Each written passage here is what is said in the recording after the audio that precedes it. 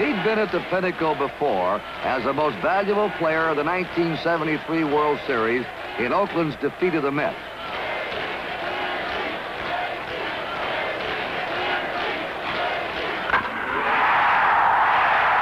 But could he ever top his final game performance in the 1977 World Series?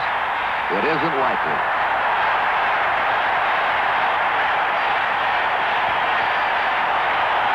For by 10:25 p.m. on October 18, 1977, Reginald Martinez Jackson had set 5 World Series records and tied 3 others.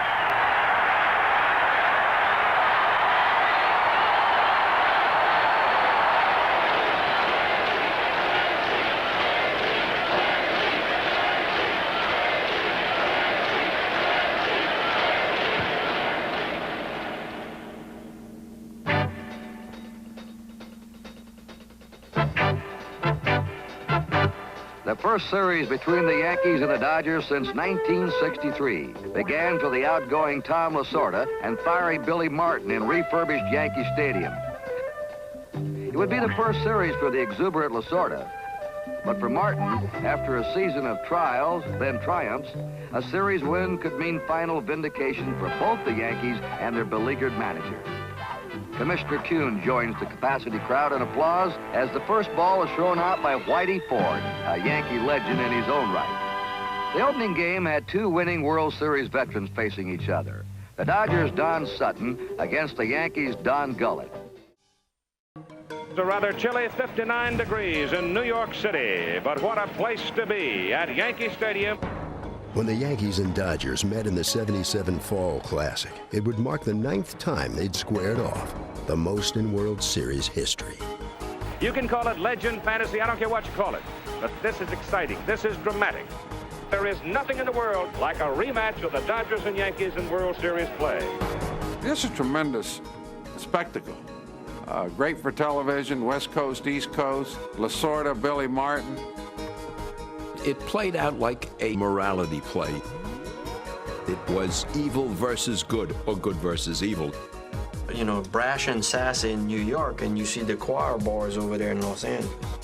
And when you watch them playing a game, you know, hey, they always hugging. And you look at, oh man, we'd never do that over here with this team. Regularly scheduled programming will not be seen at this time, so that we may bring you the following ABC Sports exclusive. ABC Sports presents the 1977 World Series.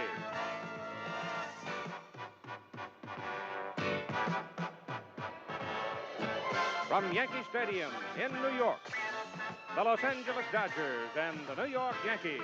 The Dodgers beating the Philadelphia Phillies 3-1 for the National League pennant, getting the clincher on Philadelphia's home field, their 15th National League championship.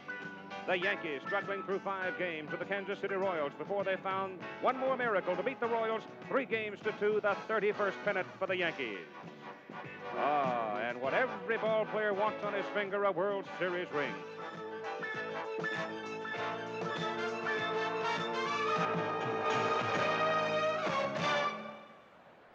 The umpires tonight now are meeting at home plate, and this crew will be headed by Nestor Shalak Jr., who will be calling the balls and strikes tonight. 24 years, the dean of Major League umpires. This is his 5th World Series. Ed Sudol of the National League will be at 3rd, 21 years of service, number 2 in service. There you see Ed working at first base. At second base, it'll be Larry McCoy of the American League. He's a rookie in the World Series in umpiring. Jerry Dale of the National League will be at third base, another first-year man in the World Series. And down the left and right field lines, and left it'll be Jim Evans of the American League and John McSherry of the National League. The field is in very good shape. There has been no rain. They're expecting some rain later this evening, perhaps rain into tomorrow, as you see the dimensions of Yankee Stadium. 312 to the left field foul pole, left center. At 4:30, it's very deep out in left center, going right on into dead center, and over in the straight right center, it is 417 feet. The short porch that has become such a legend in Yankee Stadium is 310 feet down the right field line and 353 feet in straightaway right field. So the Yankees now have gone onto the field Now let's check the batting for the Dodgers with Howard. Okay, here's the Dodger lineup. Davey Lopes, the speedster, the great base stealer, will be leading off. He plays second base. Bill Russell, the shortstop. And batting third, perhaps the best switch hitter since Mantle and Rose, Reggie Smith.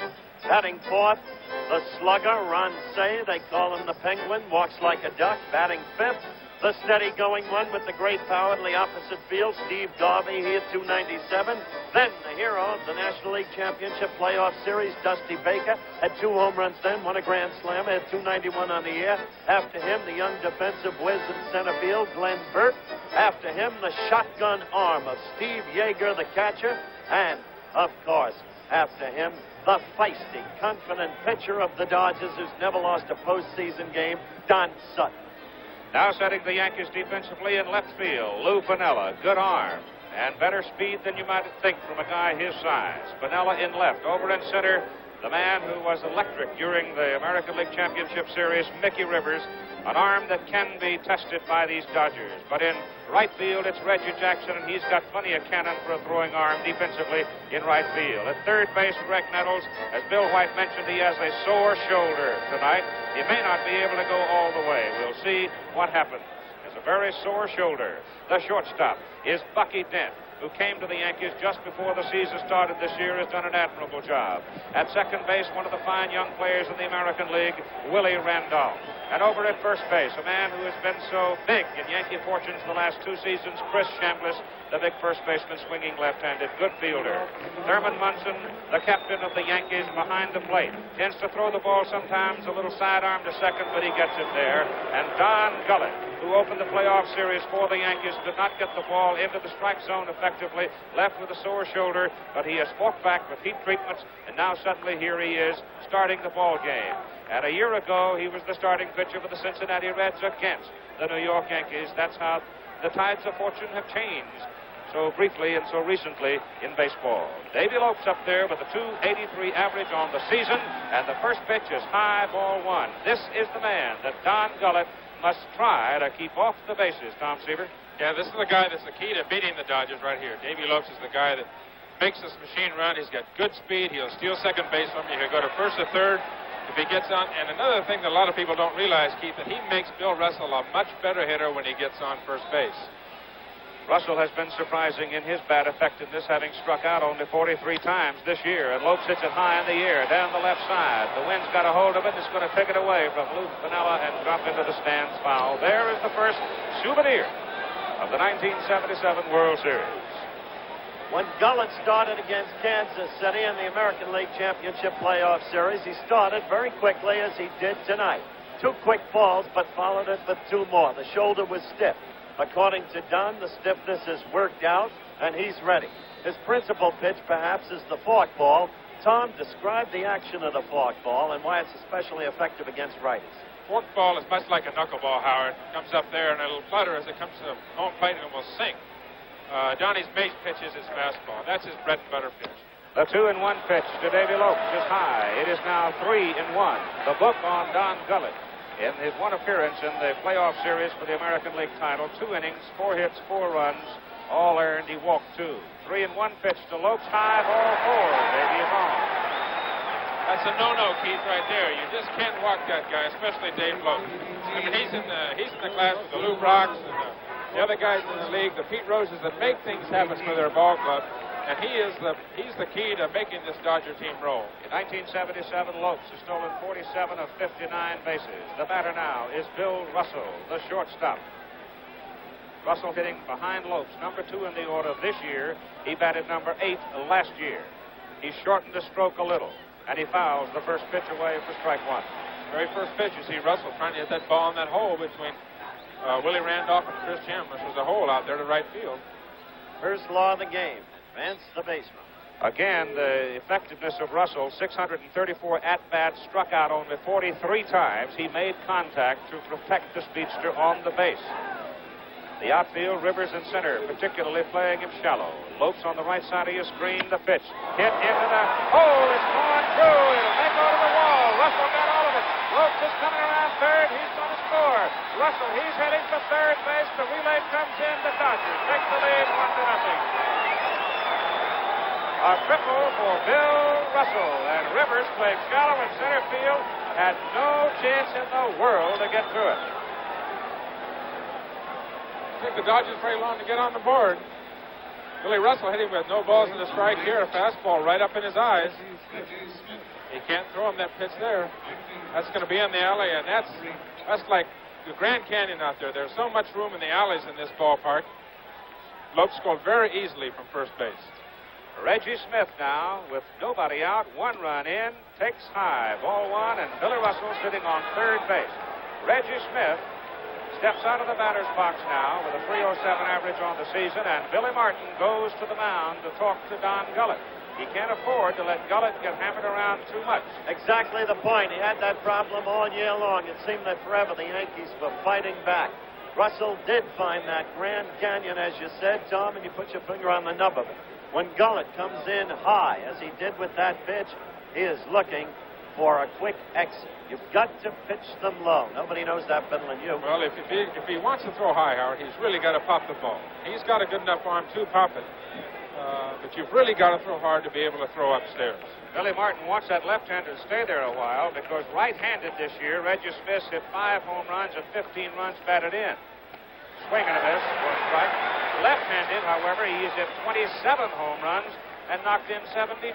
So he is much more of a free swinger from the left side and more productive. 1-1 pitch. High and inside. It's 2-1 to Reggie Smith. As Baby Lopes walked to lead the inning for the Los Angeles Dodgers, Billy Russell tripled him home, and Russell now sits at third with nobody out. And Dick Tidrow is already up in the Yankee bullpen. He's the middle or long relief man for the Yankees. High. 3-1. Gullett having all kinds of trouble getting that ball down, looking much as he did in the opening inning against Kansas City. You'll remember he went out in the second. They got 2 in the first off him, 2 in the second. The left-hander from Malone, Kentucky, misses again. Ball 4. He has walked 2 and given up a triple in the top of the first inning. Keith, Billy doesn't need this. He went through a lot of pitching down in Kansas City in the championship series playoffs, and he needs this pitcher right now, Don Gullett, to give him a good 6 or 7 strong innings. He can't afford to get in that bullpen in the first or second inning because they're tired. Those pitchers out there need a rest. Number 4 man in the order, Ron Say, third baseman up, had 30 home runs. He hit a grand slam against the Phillies. He hits this one a mile high to left field. Lou Piniella going back. He's going back. He's got room. He makes the catch. Russell tags, and the throw comes in. The Dodgers lead 2-0. Let me say that in most ballparks, that would be a home run to left field.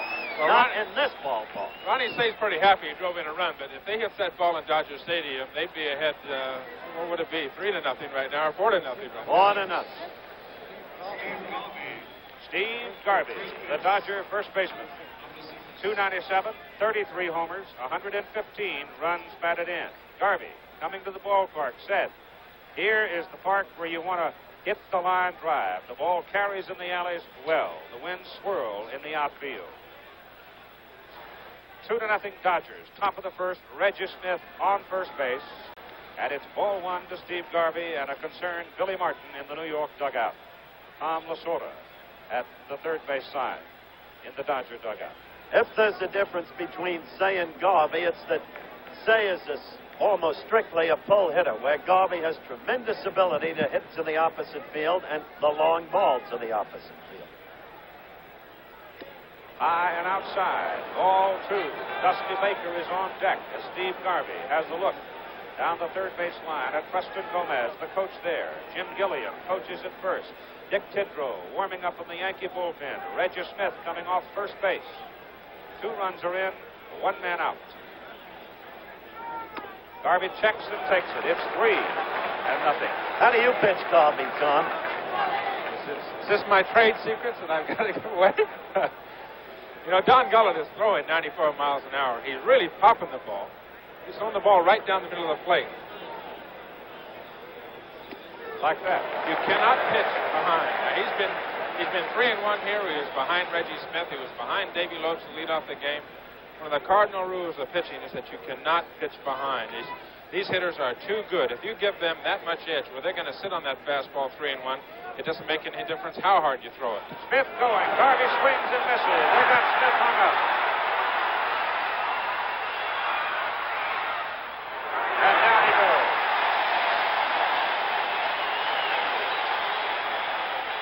So Reggie Smith caught in a rundown between first and second for the second out. Reggie got a decent break off Gullett. Had he kept going, he might have had a shot at it. But he chose to come back, and from that point on, he was dead. The Dodgers have a luxury of a 2-run lead right here in the first inning. Tommy Lasorda is going to take advantage of it. Right. He can play hit and run. He can go ahead with a 3-1 count and let Steve Garvey take a shot at that hole over there. He's not usually going to run Reggie Smith. But he's got the luxury of that situation where he can, and then there's Don Gullett walking another man. That is the third base on balls here in the top of the first inning by Don Gullett as Garvey now goes to first. So that commitment by Reggie Smith, a little bit expensive. Otherwise, he might have been sitting out at second base with one out. Now here comes one of the most dramatic figures in all of baseball for 1977, Dusty Baker. Especially when you think of what he went through a year ago. He had the damaged knee. He was a tremendous disappointment to the Dodgers, who acquired him in a trade from Atlanta. But then knee surgery, and this year the great resurgence, and of course the hitting hero of the playoff series. He also had a grand slam home run. Hits this one hard to the left side. Nettles goes to second the short way to get the lead runner, and the inning is over. But the Los Angeles Dodgers punch through against Don Gullett, and they take the lead at the top of the first inning, 2-0, with the Yankees coming up with those three hitters. Mickey Rivers, the man who ignites the Yankees, leading off. He had 326 on the season. Willie Randolph, the all-purpose athlete at second. He can hit and run, believe me. Thurman Munson, last year's MVP in the American League, batting third, the catcher. Reggie Jackson, the controversial one in right field, 110 RBIs. Chris Chambliss, the man who won the pennant a year ago with his home run. Then Greg Nettles with the damaged shoulder from the George Brett imbroglio the other day, batting sixth. And after Greg, Lou Piniella with his .330 average, batting seventh. And after Lou, Bucky Dent, the shortstop, and then the very problem mentioned by Bill White, the Simpson, the pitcher, Don Gullett, because in the American League, all year long, designated hitters. Here's Keith, the play-by-play. All right, and it's Mickey Rivers, Willie Randolph, Thurman Munson, the top three, as the Dodgers will set them for you defensively as soon as we get past Mickey Rivers here in the bottom of the first inning, with the Dodgers having taken a 2-0 lead. And the first pitch is ball one from Don Sutton. It was a breaking pitch.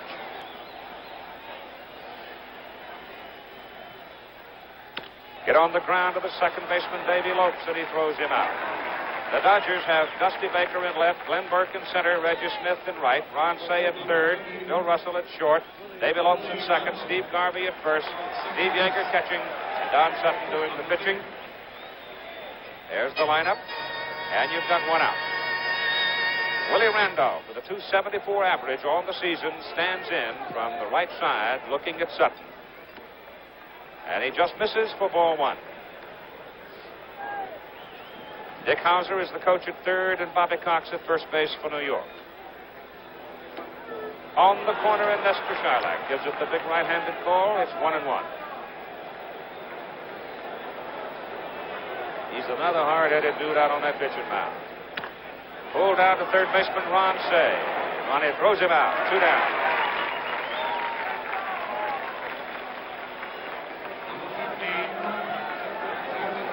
The captain of the Yankees coming to the plate now, Thurman Munson. Here's the play at third by Ron Say. They call him the Penguin. It's noticeable when he runs more than anything else, and that he does not lift his feet very high off the ground.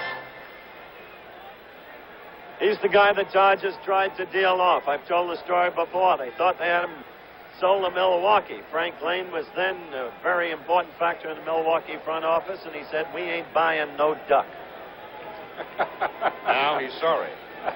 That duck hit a lot of home runs this year. He sure did.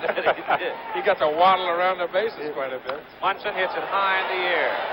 Coming back, chasing it, Steve Yeager to the dugout steps. It's in the crowd. Thurman, in 1976 against the Cincinnati Reds, was really the only effective Yankee offensively. He hit .529 on 9 out of 17. Up the middle, a base hit. Munson has just tied Goose Goslin. He's got his 4th base hit of the night. and he joins 120 other guys, I guess, with 4 hits in the game. Munson continues his tremendous hitting. He's an amazing competitor, Keith. He really is. He's been unhappy all year long. He hasn't shrouded it. Yet on the field again, he had a 300 year. Many, many clutch hits. Holds the ball club together. He is the guts and glue of the New York Yankees. The Dodgers give him the gap in left center field. Defensively in the outfield, and Sutton comes outside for the fastball. I'm a little surprised at the outfield alignment, Tom. Well, this is probably the way they're going to pitch him. I think I talked to Donnie yesterday. He said he's going to pitch him away, let him hit the ball out there. He doesn't want to give him anything inside in there to hit. Well, he just did. He got that one inside, and Thurman spanked it to left field for the first base hit of the ball game for the Yankees. Especially, that's the pitch that he can hit the ball out of the ballpark if you get the ball in on it. Ron Say, good defensive third baseman. Good quickness. That ball was really hit like a bullet. Say didn't miss it by all that much. It looked like a sinker or a slider that maybe hung inside, but that's a pitch that Don Sutton, I'm sure, did not want to throw. Here's the complex, sensitive man who had so many ups and downs all year long. At one point said, I don't want to play here next year. But in the long run, the last 6 weeks, strike one. Oh, how he came through. Wound up with 110 runs, batted in 32 homers. He put on a decent display in batting practice tonight, too, as he ripped one after another into the right field seats.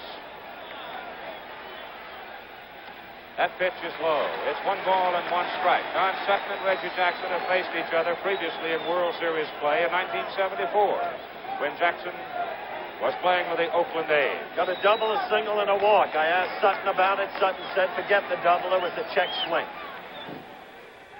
The 1-strike delivery, and he accidentally hits it down the left field line. Bando's coming on to third. Jackson on the pulled hamstring goes into second. The A's have runners on second and third, nobody out. 1-1 pitch to Reggie Jackson with Munson on first base, and the pitch is inside. He checked on it. It's 2-1. Or 1-2. He was injured when Seaver had a pitch against him. 2-1. Reggie Jackson was injured? He had 2 doubles off of me. I know. Bring it up until you mentioned it. Drove in 2 runs in the game that we ended up losing to the Athletics 3-1. Munson edges off first base. 2-1 pitch to Jackson. He checked on that one. He looped it into short center field for a base hit. Munson coming around second, heading for third. He'll go in standing. And Jackson is on. Well, he's a check swing master against Sutton, Tom. You can't do that without being a strong man. That's any other man, that's going to be a pop-up either to the pitcher or to the shortstop. Reggie Jackson is so strong he can hang with that ball and knock it over the infielder's head. That's a frustrating thing for a pitcher. Don Sutton is a real pro, and you're not going to let something like that upset him. He's Mr. Cool on the mound, and he's in a tough situation right here, even though he's ahead 2-0, but he's got men on the corners. With 2 out, the pitch to Chris Chambliss. Pull to right field. Base hit. It's a 2-1 ball game as Thurman Munson comes in to score.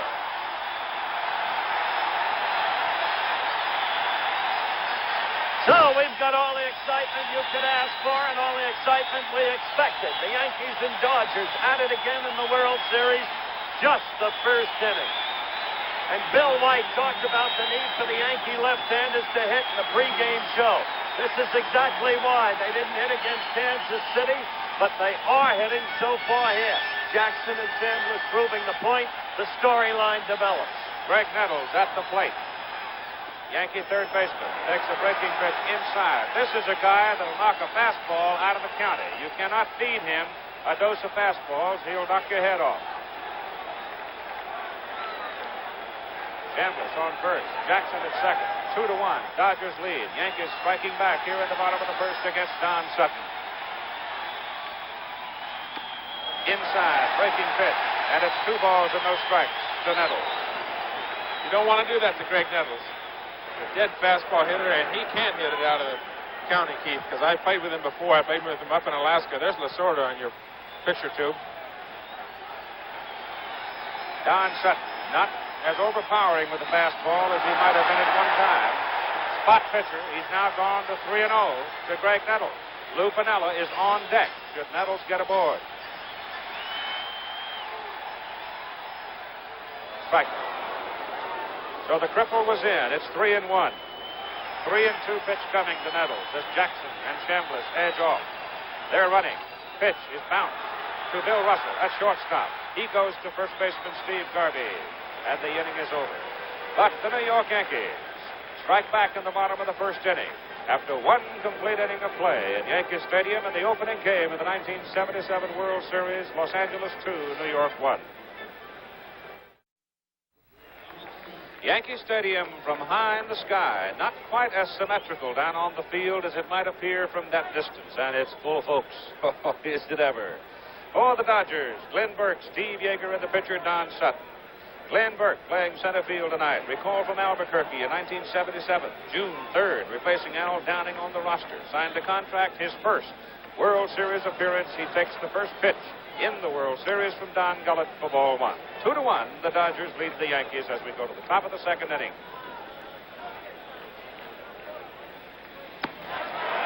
I'll tell you, Mr. Gullett reached in for that one. He really did.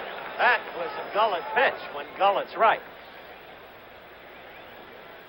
93 miles an hour on the Jugs gun. He has the quickness. It's a matter of getting it where he wants it, and it's 2 balls and 1 strike as he came inside there. When you look back on the inning pitch by Sutton, Tom, he had some tough breaks. The check swing single, the Chambliss ground ball with eyes.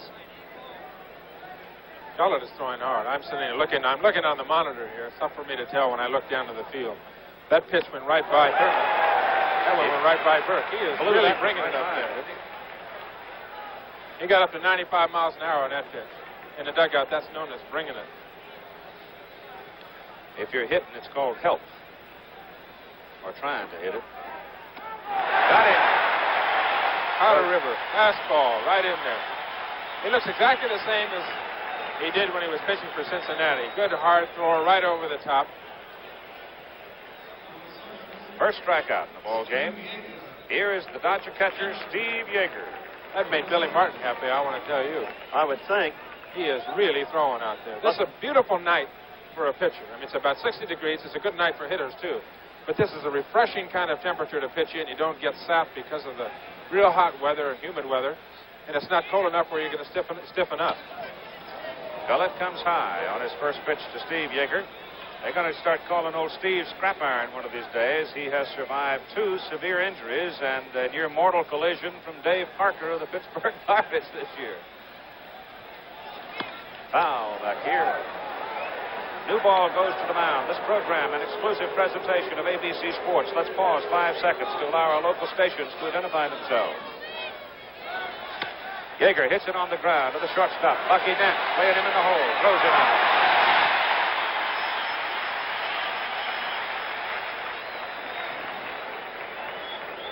Bucky Dent, who came over from Cleveland, moving into the hole at shortstop, had plenty of time to get the Dodger catcher. Made a good play out of it.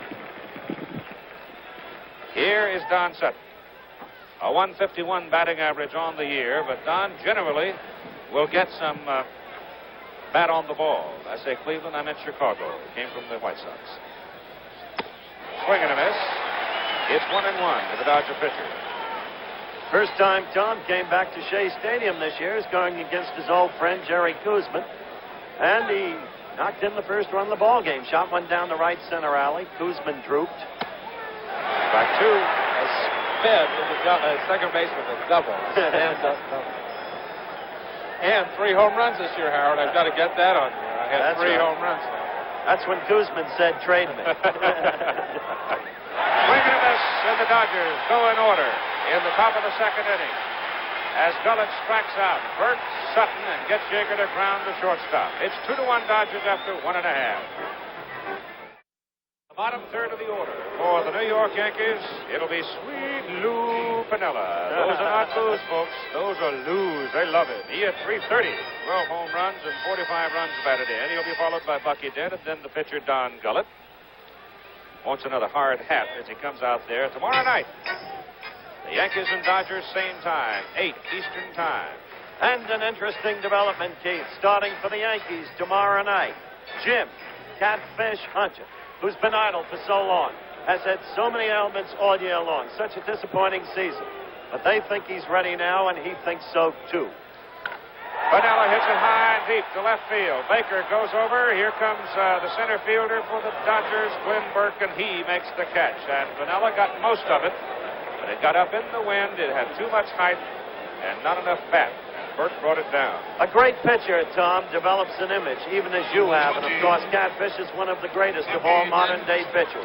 And they remember how the Catfish has been in every key game, including the opening game of the American League Championship Series a year ago. So they think he will frighten the Dodgers at the very least.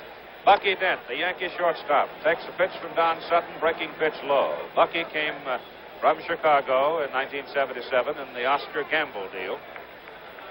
Both men done well, their respective teams. As a strike, it's 1-1. The things about playoffs and World Series, Howard, and guys like Catfish Hunter and guys like Don Sutton, they come up. They are the professionals in the game today, and you don't have to give them that pat on the rear end. They're going to be there. And a guy like Catfish Hunter, who has been there so often and done so much, he's going to do a good job tomorrow. You got to name Catfish Hunter as your starting pitcher. 1-2. The count on Bucky Dent. Just missed. It's 2-2. There's James. There's having a bit of a chew with a towel wrapped. Taking a nap. Well, he's got enough country in him. He believes he can get you out somehow, no matter how much he might be hurt. Hard shot left side. Great play, Ron Say. Scoops and throws. Got him.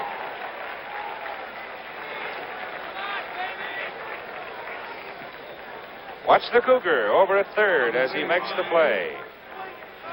I prefer to call him a Cougar. Cougar? Yes. I was wondering about that. You should have seen him upset after USC jumped all over his alma mater. Of course, we've got a little Trojan sitting over here doing all the giggling. You know? Yeah, keep what happened Saturday? That's the question I asked you when I saw you this morning. What happened to my Trojan Saturday? Easy. They lost. Don Gullett up, looks, it's high, ball one. Swing and a miss. Gullett is a good athlete, and he was a good hitter for the Cincinnati Reds. He was a good all-around athlete. And even though he hasn't hit all year, he's going to do a decent job. That ball just fouled down the right field line. He turned on that high heater. Sparky Anderson really liked this young man. He said he was one of the finest all-around athletes that they ever had. Quiet, but effective. Don Sutton comes to the plate. Gullett swings. Ball bounces loose. Yeager goes to Garvey, and the inning is over. And so the Yankees go in order in the bottom of the second inning. So after 2 complete innings of play, it's Dodgers 2, Yankees 1. There is a box loaded with bosses. That's true. Bowie Kuhn, baseball's commissioner. Leonard Golinson, chairman of the board of ABC. And Elton Rule, president of the conglomerate ABC. Golinson with a happy smile. He's just seen the latest prime time rating. And that's Tom Seaver's boss. That's my agent right there. I'd like to know his barber. They can't knock Bowie this year for not wearing a top coat, although Leonard was wearing one, Keith. Top coat's not needed tonight. Beautiful night. Don't need him tonight. Top of the order for the Dodgers now is go to inning number 3. Davy Lopes, Bill Russell, and Reggie Smith. Davy Lopes, who walked to lead and scored one of the 2 Dodger runs. Rhode Island is home. And Davy takes. Strike 1. Providence, Rhode Island, now lives down in Culver City, California. We had good shots of both pitches just before the game started. Outside. And it seemed to me, as an onlooker, that the nervousness in Gullett was registered in the face, in contrast to Sutton. What's your view, Tom? Looked like it. A base in the high fastball. Couldn't quite get the fastball. He couldn't get his arm through. He is definitely settling down now. He's throwing awfully well. Count is 1 ball and 2 strikes to Davy Lopes. Well, he had to be concerned, my goodness, after struggling for so much, being hurt all season, and having this opportunity. Well, there's no player on the field, Keith, that's not nervous. And he just caught Davy Lopes looking with a fastball thrown right home, right down the heart of the plate. That's the important point to make, I think, Tom, that they're all nervous because they're all humans. At the start of the game, everybody in that field is nervous. The only person that might not be nervous would be Catfish Hunter. I've never seen him get nervous on a baseball field. But everybody, all those kids out there have got to be nervous. They're not kids, all those professionals. It's just It's in your blood. You work so long, you work all summer, you start in April, and here it is, World Series time. And there's just no way not to be nervous. A 1-ball, no-strike pitch to Billy Russell, who had a triple his first time up and a run batted in. Yogi Berra in the Yankee dugout. There's another guy that have a little trouble getting nervous. Yeah. There, he just saw the camera. Now he's nervous. He still grins every time he sees Don Newcomb. 2-2. Russell hits it out into right center field. Mickey Rivers over for it. Got it. 2 down.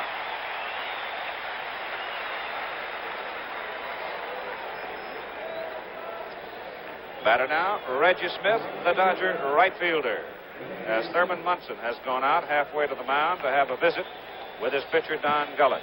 The interesting thing about this Dodger team this year, Tom, has been the fact that they have not been as defensively proficient as usual. They're probably the best school team in baseball, and fundamentals always have been, dating back to Mr. Rickey. Dodgers have always been a great organization in that sense, Howard. Right. Really stress fundamentals, and if there are times, I think it might be more of a mental lapse than anything else, because physically they can do the job, but defensively they have fallen apart at times. Especially in the playoff series. Reggie Smith walked his first time, caught in a run down between first and second. Gullett comes inside with the blazer, and Smith gets out in a hurry. This is the second World Series for Reggie Smith. He played with the Boston Red Sox in 1967 when he hit .250. Reggie Smith stretches his muscles as he leads off the Boston 7th against Bryant. The flying feet of Lou Brock have been very conspicuous. There's a pitch and there's a drive deep. Way back. Might be out of here. It could be. It is a home run. Reggie Smith, a towering home run over the right field wall. Hard shot left field. That's in front of Lou Piniella for a base hit. And so Reggie Smith is aboard with Ron Cey coming up. One of the interesting things, as you know, Keith, about this Dodger team, a disciple of Mr. Rickey's, is the general manager, Al Campanis. Tommy, I don't know if you know this, but Campanis has all of Mr. Rickey's speeches on cartridges. And twice a year he brings in Tommy Lasorda to listen to them, and other members of the Dodgers team, too. Well, this is the finest organization for fundamentals, and it doesn't make a difference how good your players are. If you don't do the fundamentals correctly, you're not going to win. And I think the Cincinnati Reds proved that to themselves this year. Sparky Anderson has already told me that spring training rolls around for his club in 1978. Right back to the basics of the game of baseball. Rundowns and cutoffs and the very basic fundamentals of baseball. Ron Cey with a sacrifice fly. First time up, looks, it's high and away with Reggie Smith on first base, and Smith can run. All right, watch Reggie come off first base. Caught the first time he tried to move it. Ron Cey hits it a mile high on the left side. It's hanging up there, and it now goes back into the crowd. Smith edging off first, and the pitch is high and away to Ron Cey. Cey's going to hit it out. He's going to have to pull it a little bit. He can take it to dead center, but remember, it's 430 up the alley in left center here at Yankee Stadium. Count now 3-1. He took him outside, and he lost him. So Ron Cey walks to first base. Reggie Smith goes down to second base.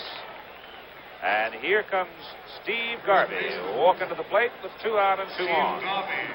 Probably nobody the Dodgers would rather have up. 2 men out, nobody on. Smith singling, then the walk. How to begin to dig a grave, perhaps. You're digging your own hole, Harold. That's the 4th walk yielded by Don Gullett in the ball game. He walked 3 at the top of the first inning, and the Dodgers jumped on him for 2 runs. So the Dodgers lead 2-1. And they're batting here in the top of the 3rd. The pitch to Garvey. High and tight. You can see from that statistic there, Steve Garvey's productive. That's how he got 115 runs across the plate. Oh, that one just almost sailed away from Thurman Munson. Really got loose from him. And it's 2 balls and no strikes. And Dusty Baker is on deck.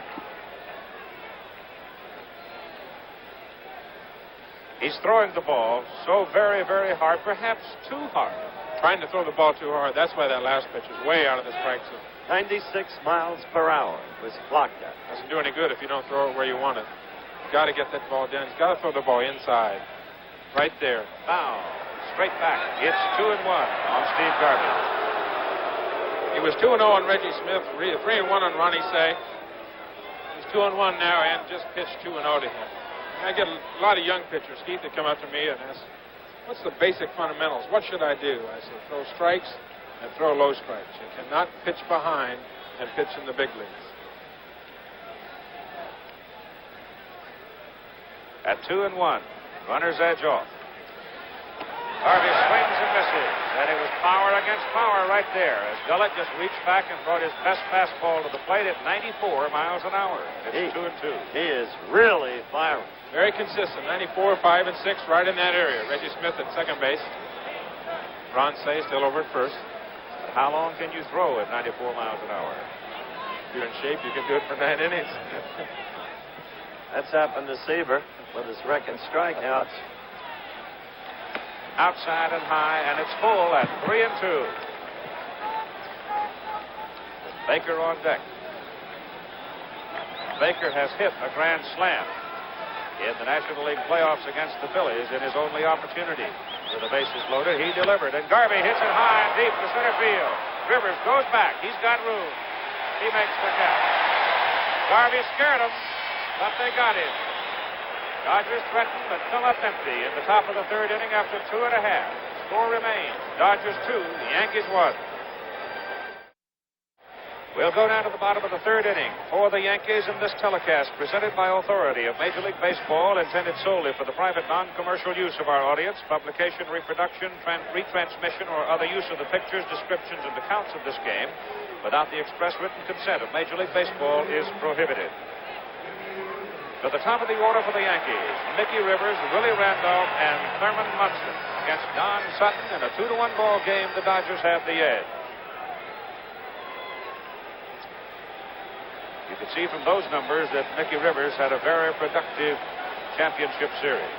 Pesky fellow, guy you need to keep off the bases if you want to beat the Yankees, just like Lopes for Los Angeles, and that's foul. He was really an amazing player down the stretch run. While people were quarreling throughout the American League as to who should be the most valuable player in the league, with a lot of deserved nods going, of course, to Carew, others to Cowan of Kansas City, this young man must be considered. Ball is punched to left. Baker's got him played just right. Dusty makes the catch, 1 out.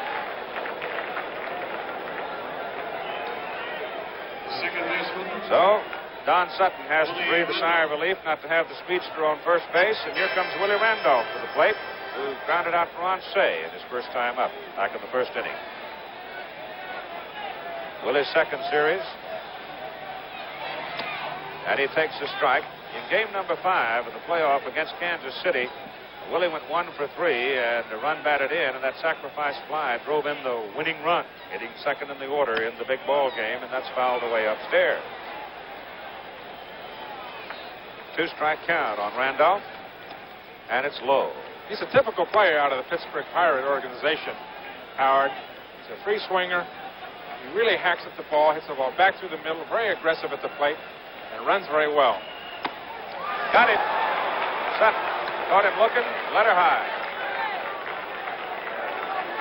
Second strikeout for Don Sutton. Sutton seems to settle down here a little bit. Really has. He's retired 6 in a row. Seems in command. Good control. He's getting the ball where he wants to get it now. He got down the lower end of the lineup in the bottom half of inning number 2 and got 3 easy outs there. And that, I think that settled him down quite a bit. He developed confidence when we assigned him to the Little League World Series. Threw hitless ball against the youngsters. Yeah, he caught that helicopter and ran to a charter and flew home, and the next day won a ball game. That's right. Thurman Munson up for the Yankees with the bases empty and 2 out, and Sutton curbs him outside. There's a strike. It's 1-1. This is pitcher's delight right here, Keith. Thurman Munson up, 2 outs and nobody on base. That's when you want to face this kind of hitter. That's right. Foul out of play. Sutton has the edge at 1-2. He's the kind of hitter that is much tougher. You put a man down there at second base, or a fellow over there on third base with 1 out, he can hit a sacrifice fly. He's extremely tough in those situations. Much better hitter in that spot. Got him. Little foul tip. Steve Yeager holds. And And so the Yankees are going in order in the bottom of the third inning. And our score remains Dodgers 2, Yankees 1. As we move down to the top of the fourth inning in this opening game of the 1977 World Series at Yankee Stadium, Dusty Baker stands in to lead off for the Dodgers. Glenn Burke on deck, Steve Yeager in the hole, and Dusty at the batting cage tonight set. As he takes a pitch on the outside corner, I'm ready to call one. Oh, ouch. Hit him. That's a 96-mile-an-hour fastball right in the thigh, I think. Says Ouch. he's all right.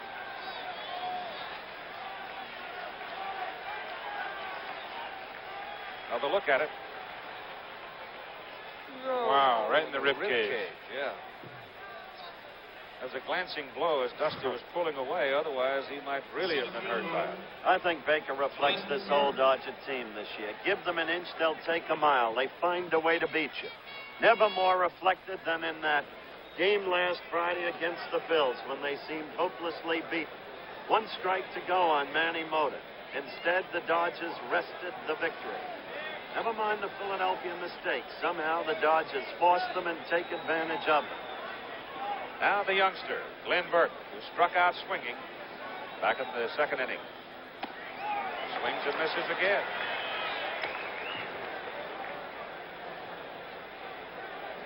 Two to one. Dodgers lead the Yankees. Dodgers scored 2 in the top of the first. Yankees got 1 back in the bottom of the first. Since then, the pitchers have owned the ball game. Right now, Don Gullett having a little bit of trouble with his control again. He hit Baker, and Burke hits it up the middle for Mickey Rivers. Plenty of room for Mickey. He makes the catch. Baker will come back to first.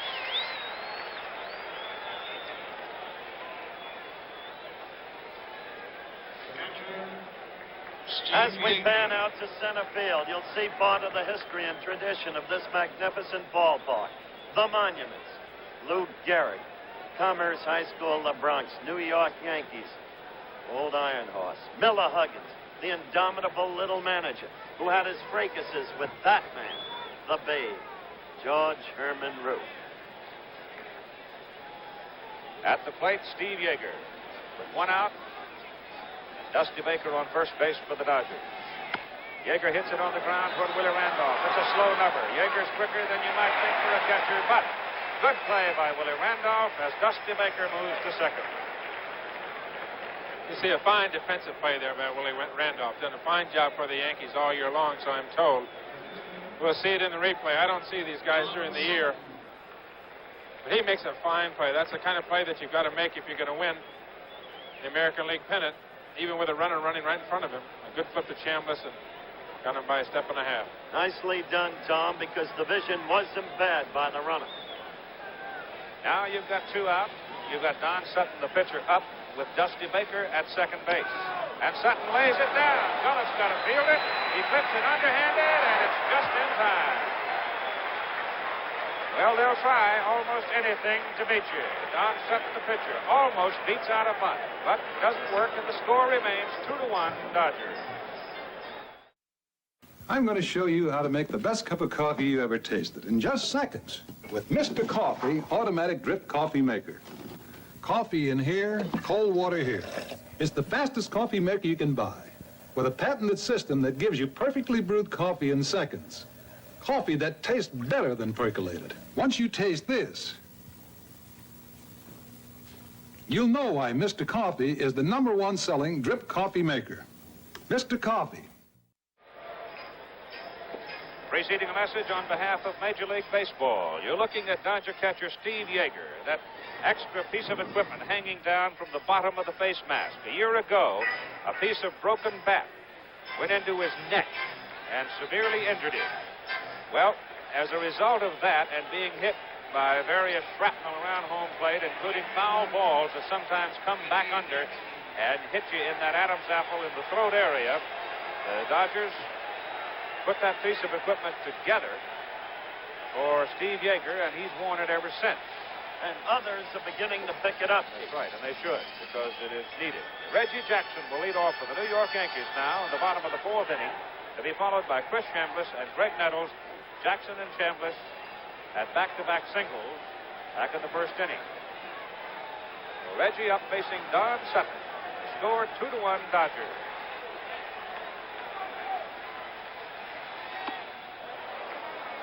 Strike one. That single that Jackson had off the thumbs, checked swing, and it still looped over Russell's head into short center field. Low. 1-1. 286 average on the year. Did what he said he was going to do. Got his 30-plus home runs and got his 100-plus RBI. Exploded the last 6 weeks of the season. The runs came in bunches. That's high and tight. Don Sutton in the MVP All-Star game this year pitched the first 3 innings of the game. Walked 1, struck out 4. He gave a single in that ball game to Reggie Jackson. Crowd is chanting, Red G, Red G. High pop on the left side for Ron Say. Fair territory, and Reggie's gone. 1 out. However, Reggie is not beguiled by the current approving roars of the crowd. He has heard other kinds of roars. He heard it when he came out tonight, too, Howard. Sutton has jammed that man twice tonight. He's pitched him soft stuff away and hard stuff in. That pitch is low to the Yankee first baseman, Chris Chambliss, who knocked in New York's run back in the first inning. And Chris has been overdue. He's a better hitter than he showed, I think, during the series against Kansas City. Very steady fellow. Pitch is high.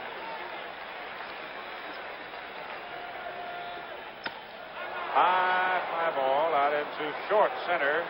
Davy Lopes circles back to make the play. No way that Glenn Burke's going to get to that ball. He had gone very deep in right center for Chambliss, and Lopes, long way to go, ran it down.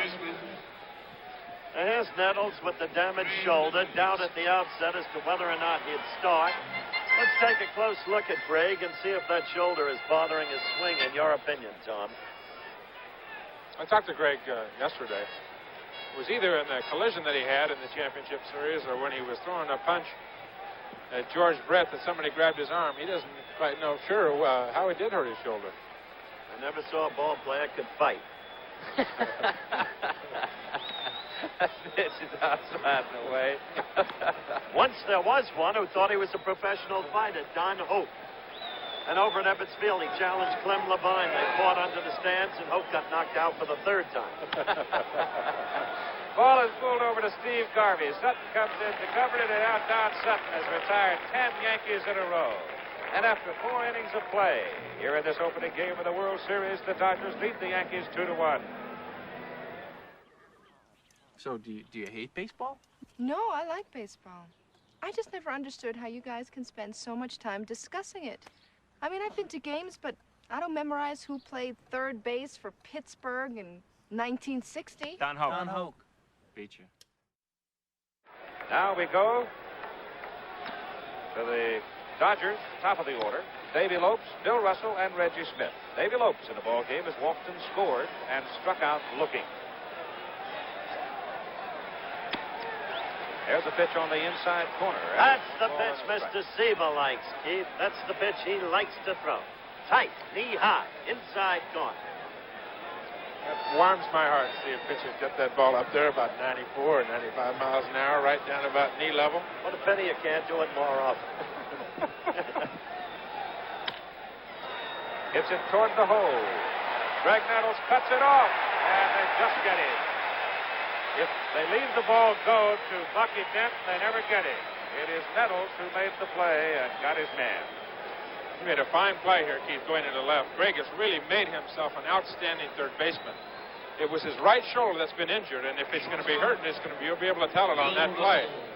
Lopes, of course, gets to first base as well as any right-hand hitter in the league. Got him by half a step. Now Bill Russell, who has tripled to knock in a run. And Gullett is outside and away. The Dodgers were the first of the 4 division winners to clinch this year. They did it back on September 20. They were also the only division winner didn't win 100 games.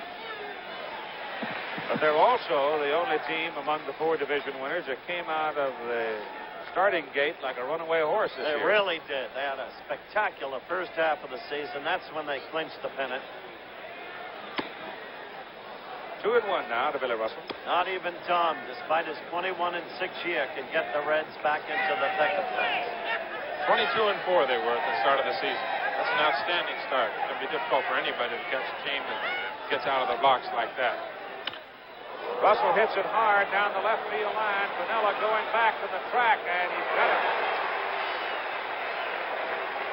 Very quickly, folks, one day after the failure of the Soviet space mission, the American space program faces a crucial test. ABC News will have exclusive live coverage of the flight of the space shuttle tomorrow morning, 11:30 Eastern Time. The space shuttle orbiter flies without its protective tail cone, duplicating an actual re-entry from space. The Soviet failure, by the way, Keith, as you know, is due to a malfunction in the docking system. Batter up now is Reggie Smith for the Dodgers. A walk and a single. Dodgers hitting in the top of the 5th inning and leading the Yankees 2-1. A lot of offense in the first inning. It's been all pitching ever since between Sutton and Gullett. And Gullett blows the fastball past Reggie Smith for a 1-1 count. And no small wonder Reggie didn't get a piece of it, because he threw it at 94 miles an hour again. Gullett is throwing as if from outer space. Another re-emphasis about the American space program. If this test is successful, it's a major boost for the United States space program. If it fails, as the Russians failed today, a space shuttle in '79 is in serious doubt. And that's foul ball out of play. Remember, 11:30 to noon tomorrow, an ABC News special. 3-2 pitch. Strike 3 ball.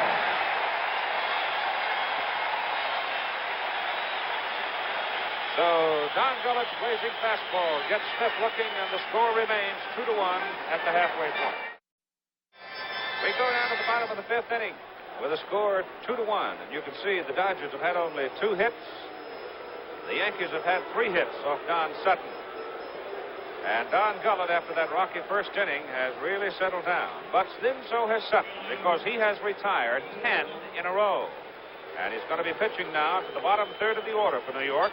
Lou Piniella, Bucky Dent, and Don Gullett.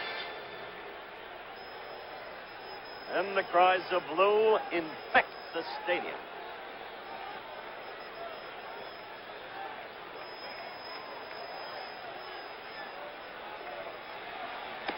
Breaking pitch is in for strike 1 to Piniella. The Needler. He's always got something going in the clubhouse. And the Yankees have needed some light moments during the course of the summer. Foul. Fans starting to make a little noise now, trying to pump up the Yankees. As Sutton delivers to Piniella, he hits a shot. Foul.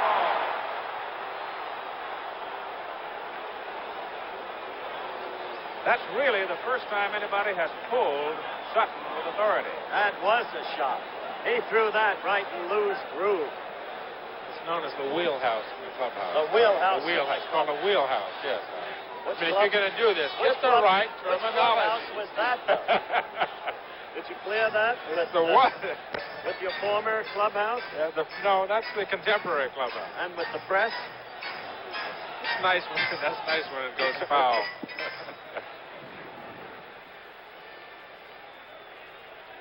Talking about rain late tonight and tomorrow morning. Expected to be clear for tomorrow night, though a bit cooler. Second game of the 1977 World Series. Piniella swings and misses and strikes out.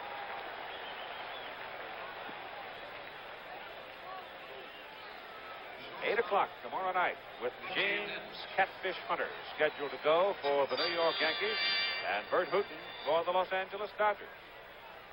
So don't bet your mortgage on it. Hooton can be very, very tough. Yes, he can. He blew up on what he felt was a very bad call in that game last Friday against the Phils. Bucky Dent up there now, takes ball 1. First time I've seen him lose control of himself that way, and he wound up walking 4 straight batters. Tommy had no choice but to get him out of there. Up the middle, base hit for Bucky Dent. Almost called that too soon. Almost pulled it out of there.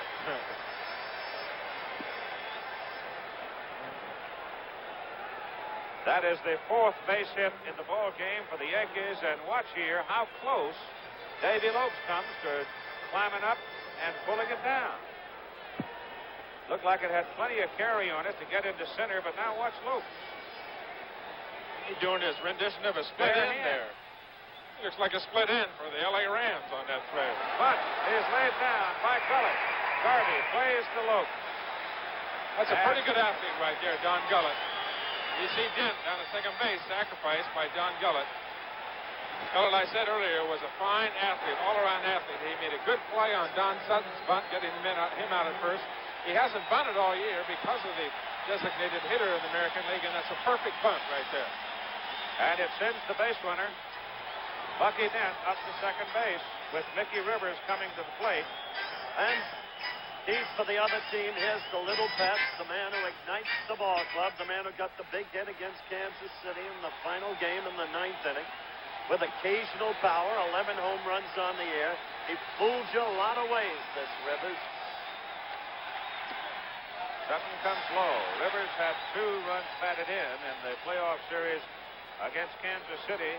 And in that important 5th ball game, when he went 2 for 5, he delivered the tying run. So he works all right with pressure on him.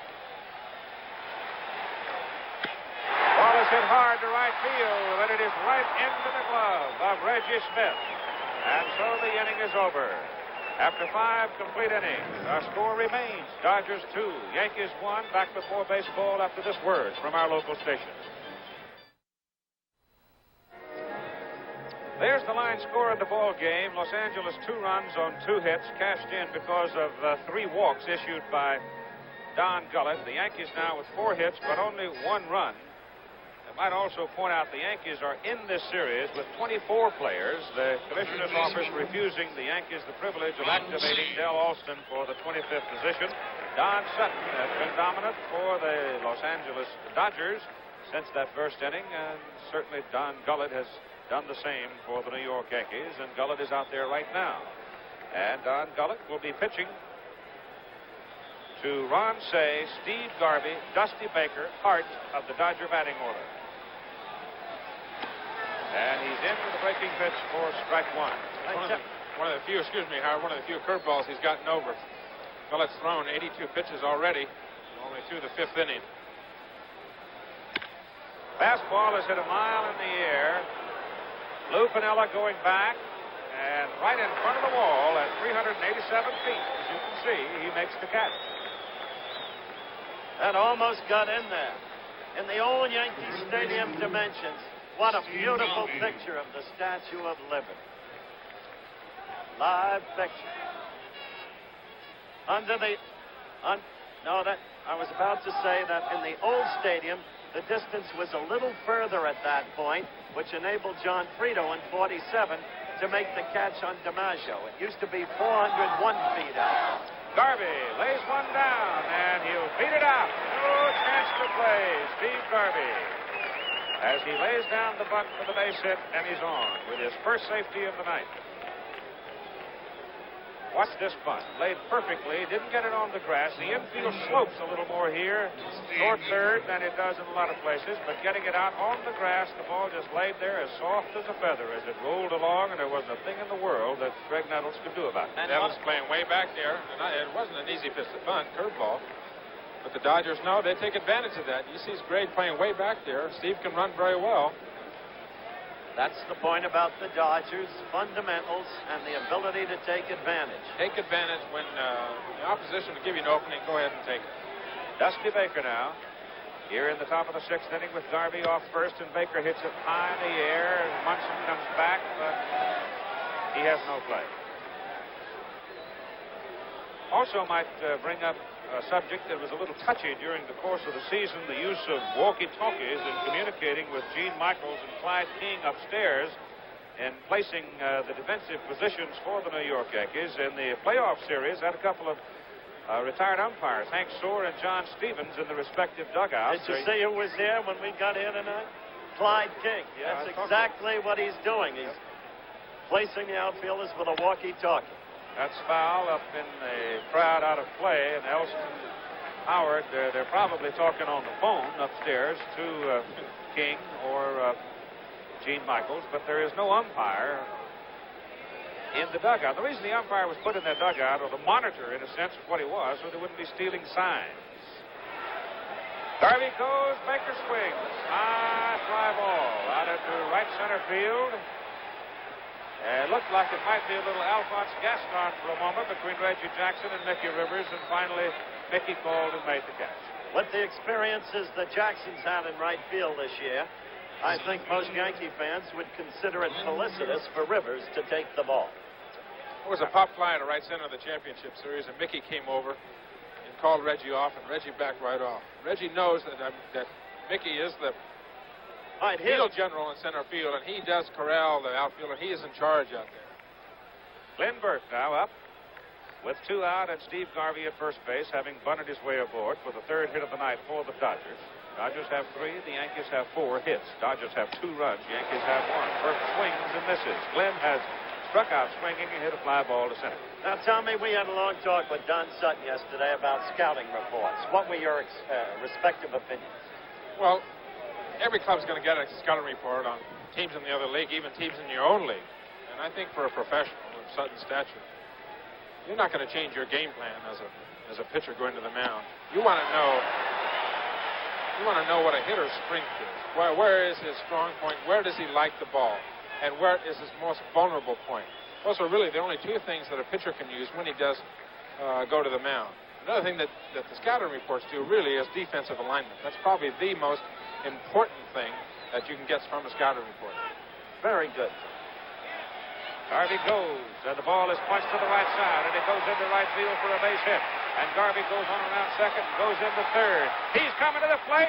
Here's the throw. It is out in time. Close play.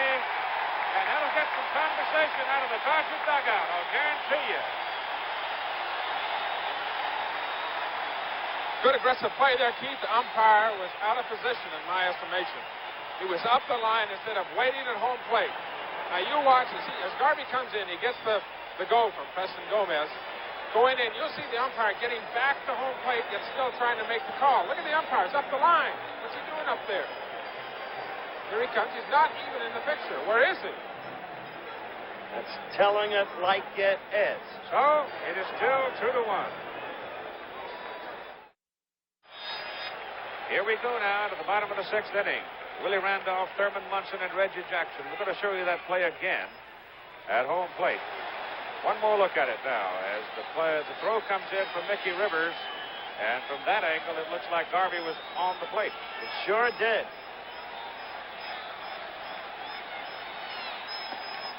That pitch is just low, and it's 1-1. And one more look at it. Since everybody's going to be talking about it tomorrow, this is the 3rd angle of it. Can't see home plate there, though. 2 balls and no strikes.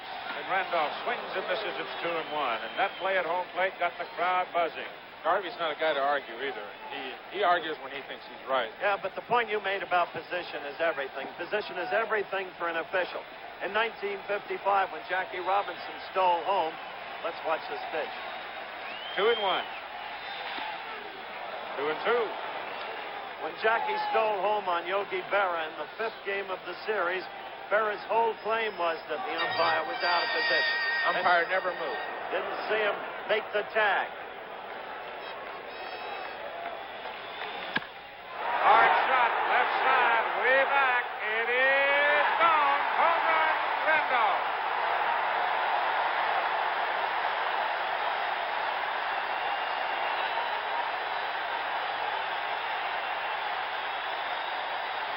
The score is tied at 2-2. That's the fine young athlete we were telling you about, whom Tom Seaver characterized as a typical Pittsburgh Pirate farm product. He was obtained a year ago, as we look at this again, in one of Gabe Paul's many trades that re-architectured the Yankees.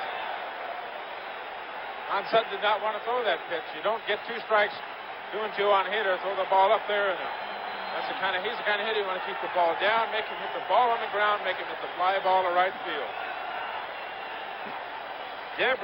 Monsieur Debris has arrived at the ballpark. Well, we're in the bottom of the 6th, and this game has proved out to be everything we expected it to be up to this point. A typical Yankee-Dodger struggle, consistent with the whole long history of 8 prior World Series between these 2 teams. Thurman Munson now comes to the plate. Nobody out. Randolph hitting the home run about 320 feet down the left field line to even it at 2-2. Munson hits it on the ground to Davy Lopes. The gravy bounce for Davy, and he throws him out. So that's one of them. Sure, the home run again. Here's Randolph. Sutton wants that pitch back. And I tell you, he knew it was gone, too. Pitchers, they throw pitches like that, and there's a certain sound, a ring that comes off of that bat. You know it's gone. Now it is Reggie Jackson at the plate as we finish the replay of the home run trot of Willie Randolph, and here's Reggie. Willie's got to practice his home run trot. He doesn't get to. At this moment, Joe Lasorda is doubtless thinking back to that call at home plate on Garvey. There he is right there. Not sure what he's thinking. Not very happy. Foul. Off stuff away. Has a changeup. Sutton showed me something. He gives up a home run, ties up the ball game, comes back with Thurman Munson up to the plate. Threw him a good curveball. Came back with a very good pitch. And that's a guy that keeps his cool on the mound, and that's a real professional. Man's had 5 one-hitters in the course of his career. Winningest pitcher in Dodger pitching history. Los Angeles Dodgers. Crowd roaring Reggie. The pitch is inside, and he hit him. Jackson just nipped on the left forearm, and the way he's acting, I think it just caught the sleeve. Probably didn't even hit the arm. As you can see, trying to pitch him inside, just caught the left forearm. So Jackson is the ball looked like it sailed in on him. You got to pitch the hard stuff up and in on Reggie. He's a big bat, he's got a big swing. You don't want to let him extend his arms. The ball looked like it sailed on Sutton a little bit. Now here's trouble. Chris Chambliss with 1 out. Jackson on first, and the pitch, ball 1. So Don Sutton running into a rough moment here. I don't think he's getting tired, Keith. I mean, he threw only 65. Lance Robson, left-hander. He might be a very important fellow in this series, Tom, because of the left-handed. He's the only left-hander they've got down there. Elias Sosa is the right-hander cranking up. Ball is hit hard to right field. Reggie Smith is right there. Well, Reggie Jackson nailed it, but he hit it right at Reggie Smith. I didn't say Reggie Jackson, Chris Chambliss and Jackson. When Reggie Jackson heard the crack of the bat, he was gone, and then he stopped. He took 2 hard shots at second base, and then he just stopped because he could see that Reggie Smith hadn't moved, and he knew that he had to come back.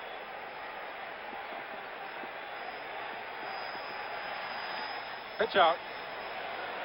Tom Lasorda doing a little coaching. Now it's 2 out. From the dugout. I'll tell you this, though. In the last 2 innings, Don Sutton, they have stung the ball. I don't really think he's getting tired, Keith. 65 pitches, as I said, and he only had 9 complete games this year, but it's a cool night.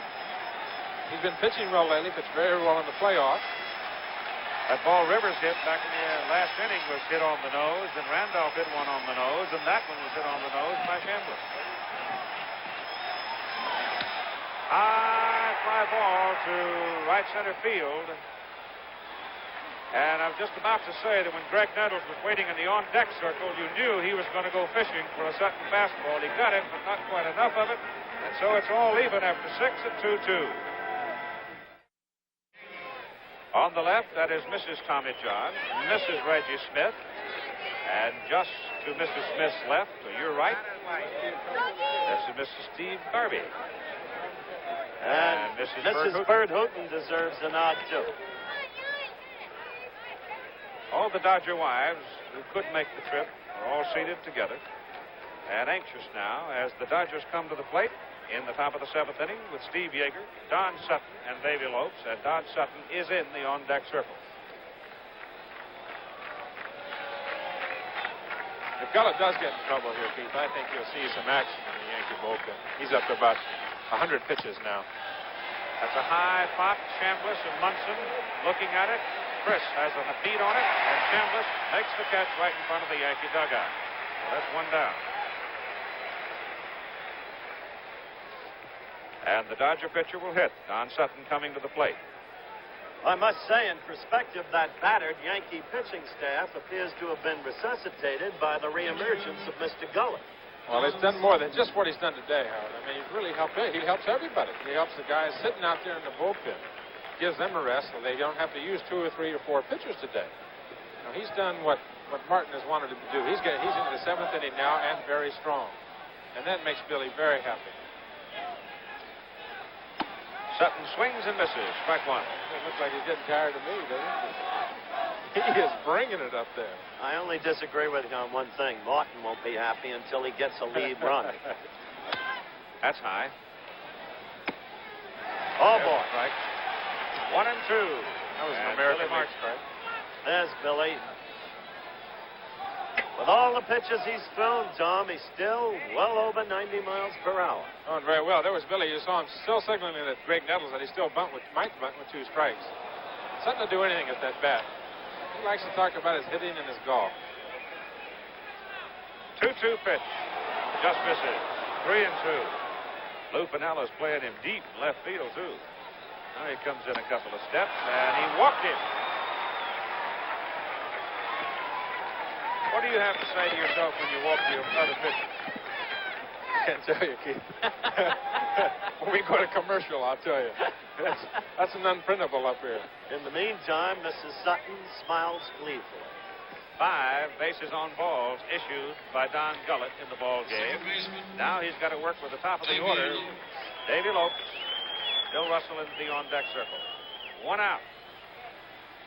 Lopes swings and misses on a breaking pitch.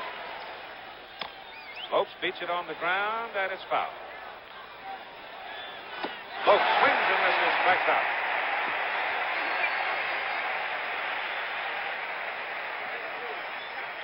That's 2 down for Don Gullett.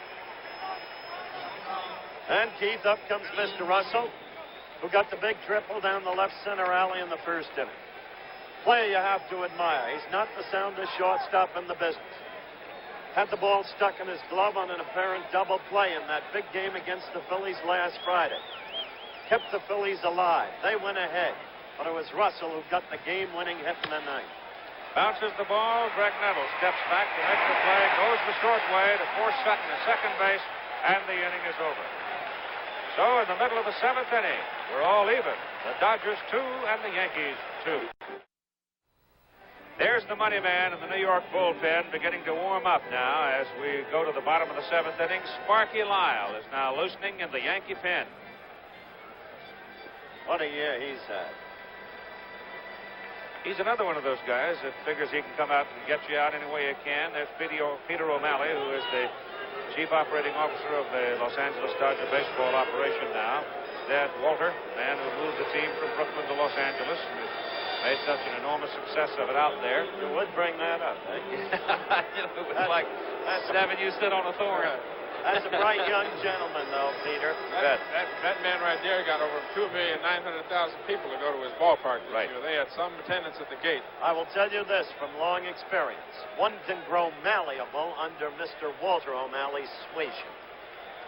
On behalf of us Americans, what was it you just said, aren't you? Lou Piniella, Bucky Dent, and then the pitcher, Don Gullett. And the first pitch from Don Sutton is ball 1 to Piniella. Lou tonight has hit a fly ball to center field and struck out swinging. 1-1. That was a high fastball thrown at roughly 87 miles an hour. Don Gullett in the Yankee dugout resting. He's thrown a lot of pitches, but as we saw in the last inning, still able to bring it with authority. Punch to right field. It'll drop. Reggie Smith over, picks it up. Base hit for Piniella. He's going for 2. They've got him. Oh! A single and thrown out. Reggie Smith to Bill Russell. You're taking a chance on running to one of the best arms in baseball. Reggie Smith in right field has got a gun. I mean, he has got a gun. That's perfect throw. Good aggressive base running, but I think a hitter, when he leaves that batter's box, has got to know who's throwing from the outfield. He did that the other night in Kansas City, though, and got away with it. He did, but here, while Tom said it was good aggressive base running, Piniella hesitated as he turned first, took another look, and only then decided to go to second. He is not a runner with basic foot speed, so he made a very human mistake of judgment. There he is, gasping, heaving, panting. That's goat or hero. You know, if he makes it, he's a hero. If he doesn't make it, he's a goat. Batter is Bucky Dent with one out, and it's a strike. Let me say, does not run like a fellow named Juan Torina. Oh, Juan Torina can't hit a curveball. How do you know? Dent swings and misses for strike two. I have a feeling that Juan Torina might be able to do almost anything if he put his mind to it. You know, he might. when Keith and I watched him at Montreal, and the way he left the others in the ruck. Bucky Dent with a two-strike count, punches it on the ground to Ron Cey. Got to hurry. Missed him.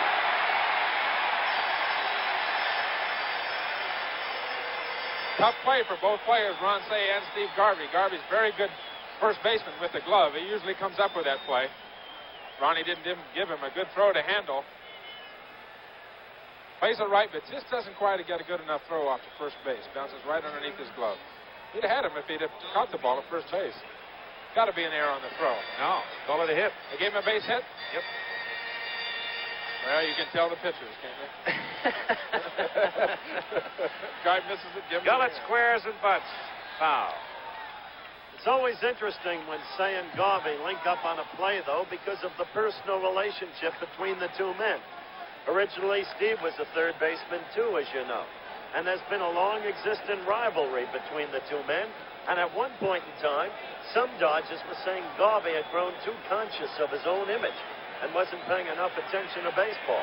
Cey was outspoken about that. They go to first to hold Bucky Dent. Ron Cey edging in at third, anticipating bunt from Don Gullett, the Yankee pitcher. What do you want me to tell you, Howard? They both hit 30 home runs, and they both knocked in over 100 runs. Good bunt. I was thinking of you and your image. So Gullett sacrifices Dent to second base.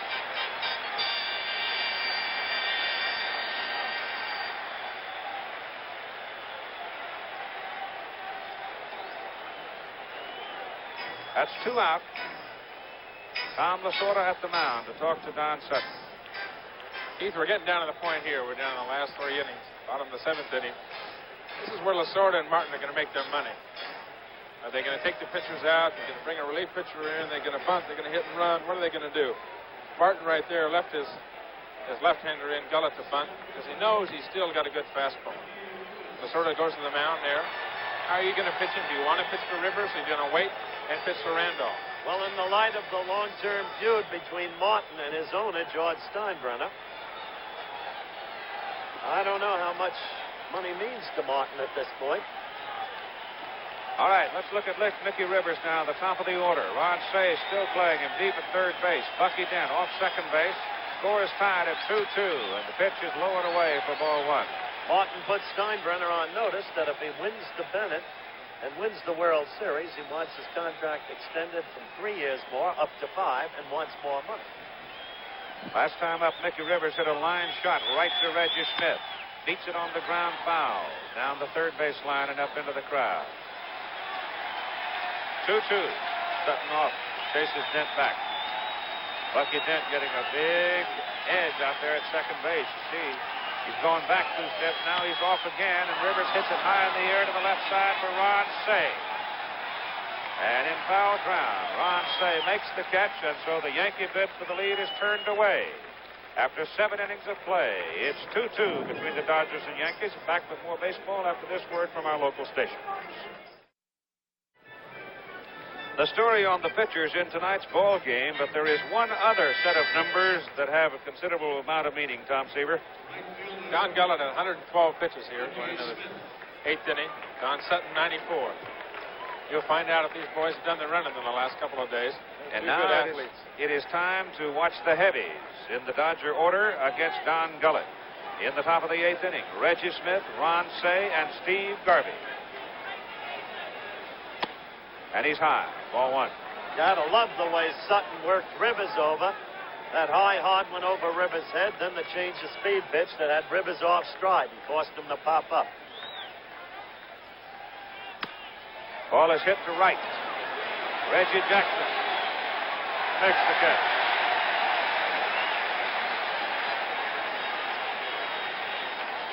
So Reggie Smith flies to Reggie Jackson. 1 out. The batter will be Ron Cey. George Washington Bridge. Another one of the sights in New York City. Many of you have seen it as you've flown in.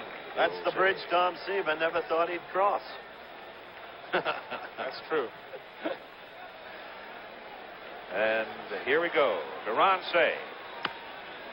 Foul. Look out, Howard. I got you covered, Howard. Don't worry. Don't worry. I got you covered. I was looking over at Giant Stadium, where I thought they were going to play football. A lot of room in right center field for Ron Cey as they set their defenses for him, and he fouls it back to the screen for strike 2. 2-strike pitch. Just low.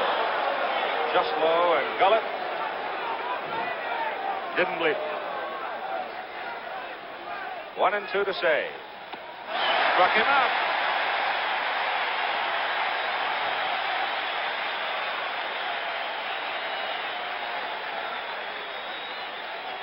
In the morning paper today, Keith Gullett said he'd be able to pitch, but he didn't think he'd be 100%. I don't know if that was a psych job or what, because he has done a fine job, giving up only 4 hits to the Dodgers here tonight, 2 runs in the first inning, and then throwing a whole bunch of zeros at him. He's now struck out 6 men in the ball game, and his pitching total is getting up around the 120 mark. Steve Garvey, butt single. Score is tied 2-2 between the Dodgers and Yankees. Dodgers at bat, top of the 8th inning, and Gullett is in. Good pitch. Strike 1. Took a little off of it. Good pitch. Breaking ball got it into the strike zone. Steve, of course, obviously looking for a fastball. Gullett 2 outs. Now at 116 pitches. He's been able the last 3 innings in a row to get the breaking ball over. Coming with it on the first delivery to a batter. Fastball hit on the ground to Bucky Dent. And so Don Gullett gets the Dodgers in order in the top of the 8th inning. We'll go to the bottom of the 8th for the Yankees with a score tied at 2-2. As we go to the bottom of the 8th inning now, that's a live picture from a helicopter, and Willie Randolph, who went downtown his last at-bat for his 5th home run of this 1977 season, is at the plate to lead off. Don Sutton delivers, and he's in with a strike. He'll be followed by Thurman Munson, Reggie Jackson. The 4th man would be Chris Chambliss. So Don Sutton faces a comparable problem of Don Gullett. The heavies in the batting order here in the 8th inning. Randolph fouls that away. One of the problems Don has had when he has had trouble this year has been that curve that tends to sail on him. Hangs up there, and people jump all over it. That pitch is high with waiting in the on-deck circle, Thurman Munson, while Elias Sosa and Lance Robson warm up in the Dodger bullpen again.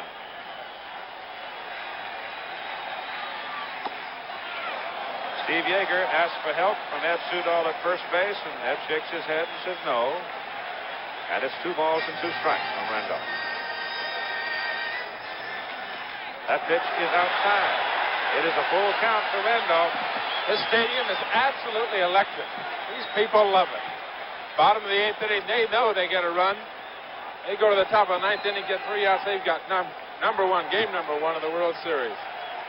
Don't want that leadoff man on. Not this late in the game. And Randolph takes that one in on the hands and fouls it away. 3-2 pitch to Randolph. Low, ball 4. So the leadoff man is on in the bottom of the 8th inning. That is the first base on balls, I believe, tonight by Don Sutton. The first.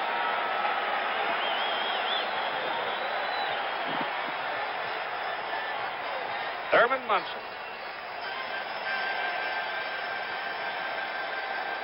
Could it be that he will change that particular step? I doubt it. He might put the bunt down. You want to play manager here? What are you going to do? The best hit and run men in the American League. That's right. You got a hole over there. Here goes Randolph. The ball is swung on. Hit down in the corner. There's your answer. Here comes Randolph around third. The throw to the plate. Offline and cut off by Ron Cey, and the Yankees have the lead. 3-2. Holy cow, look at them. They're going crazy. Streamers all over the ballpark. They love it. The Yankees own New York City. Scrap iron Munson. Beat him up. He gets hit in the throat, hit in the arms, hit in the legs. He won't go out of the lineup. The MVP in the American League a year ago, fighting all year long with his owner and with Reggie Jackson. But once on that playing field, throw out everything as Lasorda comes to the mound and calls for a new pitch. By the way, we're going to take a look at Willie Randolph. Watch closely. You'll note that he almost tripped coming around third. Has a sudden loss of balance. Watch. Right there. But he didn't. He came on in to spike the plate, and the Yankees have a 3-2 lead on their 8th hit of Don Sutton in the bottom of the 8th inning. And we've got a new pitcher coming in for the Dodgers. Into the ball game for the Los Angeles Dodgers now as Don Sutton leaves the game and goes into the dugout. May stay and watch the rest of it. He pitched a fine ball game. He went out as a professional. That's what he is. Lance Robson has come on now in relief, a left-hander. His record 4 wins, 1 loss, saved 2 games with an earned run average of .429. He pitched the third of an inning in the playoffs against Philadelphia, and he was effective. He did his job. He is from Pottsville, Pennsylvania. He came July 21 this year from Albuquerque. He was drafted by the Dodgers, a free agent. This was his first trip to the major leagues. He started at Ogden, Utah, in the Dodger farm system in 1970, and then went on, worked his way up Albuquerque, and now to the big ball club. And now here is a youngster, Tom Seaver, with a heat on him, facing Reggie Jackson. Well, he started the year in AAA, and now he's halfway through the year, went to Dodger Stadium, joined the big club. Here he is in October, pitching in the World Series, and none other than Reggie Jackson. There are 60,000 people in New York City.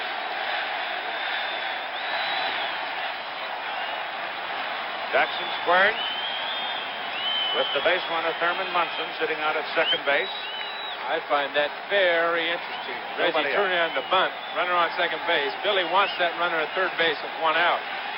Reggie, the left-hand hitter, maybe doesn't think he can pull the ball. Now he lets it go. 2 balls and no strikes. Reggie actually turned and looked into the dugout. Ron Say is even with the bag at third. If Reggie can do nothing else in this situation, he wants to get on the ball on the ground to the right side of second base. Austin comes outside, and it's 3 balls and no strikes to Reggie.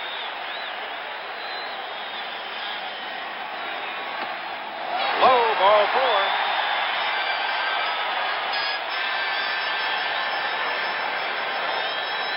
So now Tom Lasorda's pitching staff has a case of the wobble as Ron Say goes to the mound. Lasorda appearing anxious now as the Yankees have taken a 3-2 lead in the bottom of the 8th inning. And Chambliss in consultation with Dick Hauser, the third base coach, the primary task to move those runners over. Got to look for a bunt, Howard. This is a bunting situation. And bunt the ball down toward the third base line. Make Say field the ball, give up the out at first base. Probably walk Nettles. Chris Chambliss. Nobody out. 1 run in.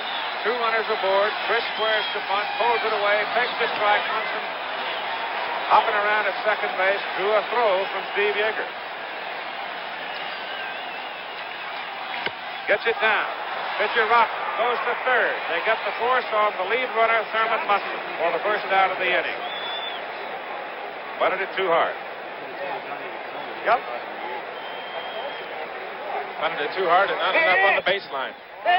This bunt has got to be down the line. You try to make the third baseman come in and field the ball. Pitcher's got to get over toward the line. It makes for an easy force out of third base. Say kind of bobbled this call. I don't know what he was doing. He was going to tag the runner. Might be a case of the jitters out there on the field right now. Could be. He did show hesitation, didn't he? Little confusion. Now with 1 out. Reggie Jackson at second. Chris Chambliss at first. Greg Nettles. Lance Robson's pitch is outside. Ball 1. Ball 2, low. Lou Piniella, who hits right-handed, is on deck. That pitch is low. And it's 3 balls and no strikes, and the young left-hander is in trouble. Got behind to Reggie Jackson and lost him. He did get Chambliss. Chambliss aboard at first on the fielder's choice. The play went to third to get Munson for the first out of the inning.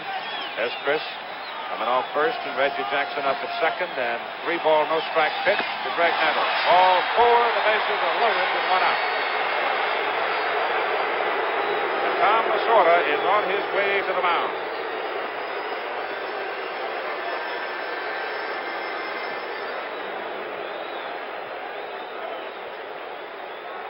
With Lou Piniella coming to the plate, could be that Elias Sosa gets the call right here. But then it could be that they'll leave it. Let's see. Well, I think they're going to bring Sosa in. I don't think there's any way they cannot bring There him right here. He's already done it. In the playoffs against the Phillies in Game 1, Sosa was the losing pitcher. He worked 2 innings. He had a balk called in that ball game that figured in the total story of it. He worked in game number 3. Worked 2/3 of an inning. So Elias Sosa is on in relief of Lance Robson, who was called on in relief of Don Sutton.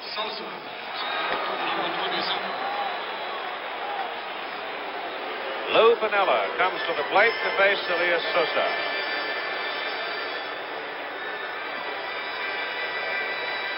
Bases are loaded. 1 out. 1 run in. Piniella swings and misses for strike 1. Foul. Blew it by. Elias Sosa went to the top shelf and brought a fastball, and Piniella had a full swing and couldn't get it. There's nothing cute about that, Keith. I mean, it's right here. Here, hit it. You know, one is struck out, or we're going to get a double play. I'm not going to a corner. I want you, you're going to hit the best thing I've got to throw at you. And that's got to be the thing on his mind with the bases loaded. Now you've got 2 out with the bases still loaded for Bucky Dent. Sosa trying to get the Dodgers off the hook and go to the top of the 9th, down by no more than 1. The Yankees lead here in the bottom of the 8th, 3-2. And Sosa, the 3rd Dodger pitcher. Low and away to Bucky Dent. Jackson on 3rd. Chambliss on 2nd. Nettles on 1st. Billy Martin coaching his base runners. Keep your eye on the ball, and Lasorda hoping to get out of this inning with just 1 run. 94 miles an hour, that last fastball. It is hit on the ground to Billy Russell. Over to Davy Lopes. And they escape with a minimum amount of damage considering the circumstances. After 8 innings of play, the Yankees have the lead over the Dodgers 3-2. For the purposes of defense, Paul Blair in right field for the New York Yankees, going to the top of the 9th inning, the Yankees leading 3-2. Billy Martin as the attendance for tonight's game. This is the largest crowd in Yankee Stadium this year. Billy Martin using all his personnel to the uttermost. The Dodgers, a dogged, persistent ball club, staying alive in the ball game, quelling the Yankee threat, the action. As Don Gullett pitches to Dusty Baker, then Glenn Burke is scheduled, and then you have Steve Yeager. Then the pitcher's spot. Manny Mota has already come out of the dugout carrying a handful of bats for the Dodgers as Baker swings and fouls it away, and the count is 1-1 on Dusty. Tom Seaver up here in the booth with Keith Jackson and yours truly. And, of course, he'll be with us throughout the series. Dick Tidrow working in the bullpen. Along with Sparky Lyle, who's standing over there, throwing loosely, easily. 1-2 pitch inside at the head. Oh. Got a moan from the pitcher. Oh, you get a big moan from me. 93 miles an hour. Good movement. The pitch before that, Baker did not get around on. Gullett is still bringing it up to home plate. He wants this leadoff hitter right here. Get that first out of the inning. Don't let this guy get on base. 2-2, and Baker hits it high in the air to the right side, and it's going to drift and drift into the crowd. Nettles guarding the line at 3rd for the Yankees. Trying to keep him out of the corners, and the pitch to Baker is inside, and it's a full count, 3-2. Yogi Berra. Billy Martin nervously walking around, clapping his hands. Nettle hugging that line, not wanting to give up the extra base hit.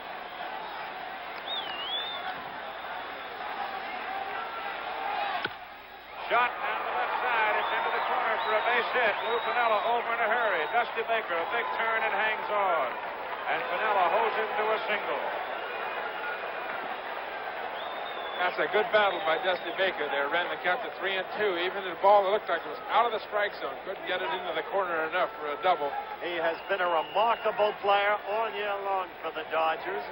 Peaking in the championship playoff series, as we have mentioned. He fought Gullett head-to-head, stayed alive, fouls consecutively on 2 fine fastballs, and wound up with a hit on a full count. Now, Manny Mota, the premier pinch hitter in baseball. Game 3 of the playoffs, delivered a pinch hit double. That was such a major factor in the ultimate decision of what happened in the National League in the fight for the pennant for the Phillies. He did it with 2 strikes on him. The Dodgers were but 1 strike away from losing the game, but they won it. A combative team. They keep coming at you.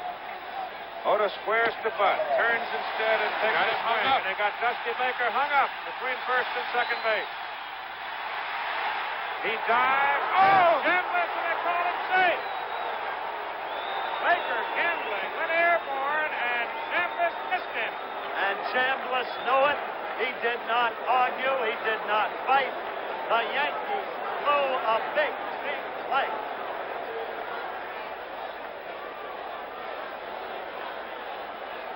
Watch it here now. Chris, now watch Baker leave his feet. And Chambliss missed him, and Baker did not leave the base path. Tumbles in, grabs a hold of the bag, and he's safe. Woo! That's a big out. You have to wonder why Chambliss didn't dive out.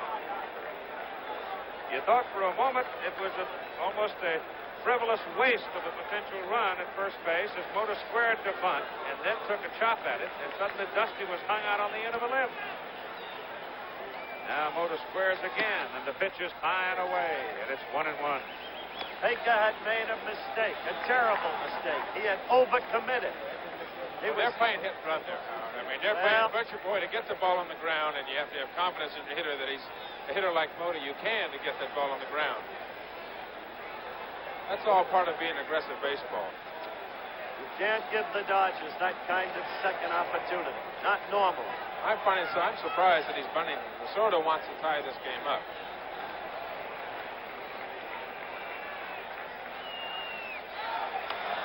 Ball is fouled off, and Baker was running. There's the hit and run. That's what they're trying to do on the first pitch. The first one was called a Butcher Boy. They're playing with a fake bunt and then chop the ball into the infield. You get those infielders moving around everywhere. If he had gotten the ball on the ground, you never know what's going to happen. 1-2 pitch. Ball is hit to the right side. Ball Blair. Put into the lineup by Billy Martin.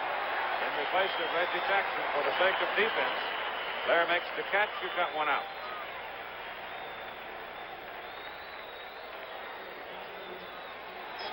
Now it is Steve Yeager with Lee Lacy moving into the on-deck circle to hit in the pitcher's spot. 1 out. Baker on first. Yankees lead 3-2, top of the 9th, and the pitch is high. Yeager checks on it, and it's ball 2 outside. Gullett now at 132 pitches. That's 133, and he's high and outside for a 3-ball and no strike count. And Billy Martin quickly is out of the dugout and on his way to the mound. We might see another pitcher right about here. As a matter of fact, I almost thought that Gullett might have indicated a little disgust and perhaps even made the kind of motion that summoned Billy from the dugout. Possibly. Very honest fellow, he'll tell you. Well, for the Dodgers, there have been 2 key plays. There was the 6th inning play at home plate when Garvey stormed into the plate. The home plate umpire, out of position, called him out. He may have missed. The umpire was still out of position. And now in the rundown on Dusty Baker, the opposite. There was escape as Chambliss failed to touch the base runners. Well, Billy Martin made the decision to leave him, and you can see Don Gullett nodding his head, saying, I've still got some. And so now we'll see. 3 balls and no strikes to Steve Yeager for the tying run at first base in Dusty Baker. He lost him high and away. Now the tying run walks to second base, and Steve Yeager takes up residence at first base. So there is Dusty Baker representing the tying run at second base, and here is Lee Lacy, who has also gotten some big hits, as you know, this year. Sure. He's tough. Lacy, as I told you, had a pinch hit appearance in the playoff series against the Phillies and went 1 for 1. And Steve Yeager now has been called from the field, and we have a pinch runner. Rafael Landeskog, an infielder who came up to the Dodgers when Teddy Martinez went down with an injured leg, and Billy Martin now has decided to make a pitching change. Lee Lacy scheduled to come to the plate as the pinch hitter. I'll tell you one thing, Tom Seaver, as Gullett comes out to a deserved ovation. That man pitched a fine ball game here tonight. Didn't know if he'd be able to pitch. Said he wasn't sure if he was 100%. Went out there and gave everything in his head. Ended up to home plate about 95 and 96 miles an hour all night. Threw about 140 pitches. On a tender shoulder, he did a fine job for Billy Martin and all the Yankees. And of a cut with the whole memorable history that we talked about, that Keith mentioned as he opened our telecast tonight. All of the years, the great plays. Lavagetto breaking up the Bevins no-hitter. John Frito's catch, which we've mentioned. Mickey Owen missing Hugh Casey's third strike on Tommy Henry. Mantle's colossal grand slammer in Brooklyn in '53. Amarosa's catch on Barrett. What a history between these two teams. Lawson's perfect game. And here comes the man who Martin would trust his own life with. And why not? Look at the records this year. 13-5, 26 saves, 2.17 ERA. So while we watch Sparky Lyle crank up, let me tell you about what they're going to be doing in Fayetteville, Arkansas, Saturday. Oh, they'll be roaring and stomping, 12:30 Eastern Time, and we invite you to join us. For Texas and Arkansas, the Longhorns were rising up to knock down the Oklahoma Sooners down in the Cotton Bowl. Undefeated Texas against undefeated Arkansas. So enjoy NCAA football over most of these ABC stations this Saturday at 12:30 Eastern. One of the things I'm just terribly curious about is they ever found the hog. The Razorback got loose, took off for the Ozarks, and they've been looking for it ever since. Right here, Sparky Lyle is looking for one more save in his brilliant baseball career. The book on Don Gullett, 8 innings. 8 1/3, actually, with 5 hits.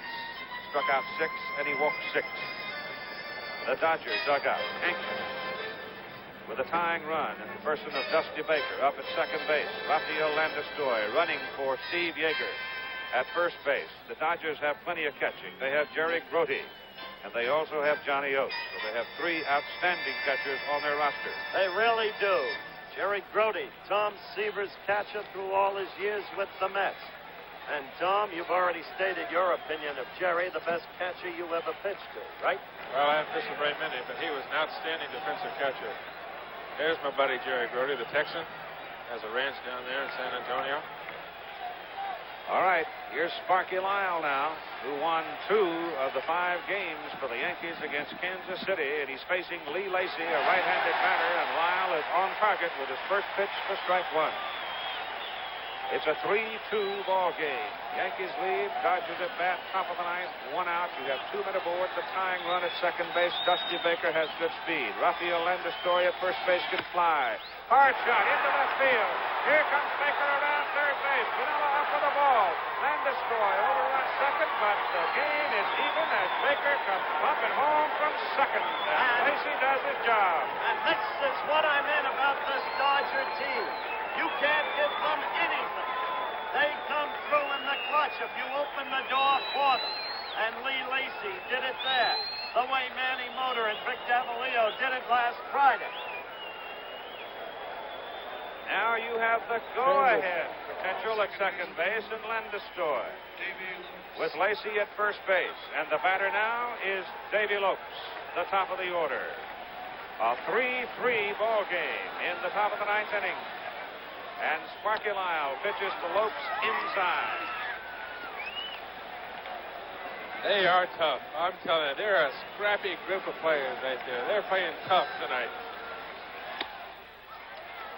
Ball is hit in the air to right center field for Mickey Rivers. And Landis-Stoy, halfway down, retreats back to second base.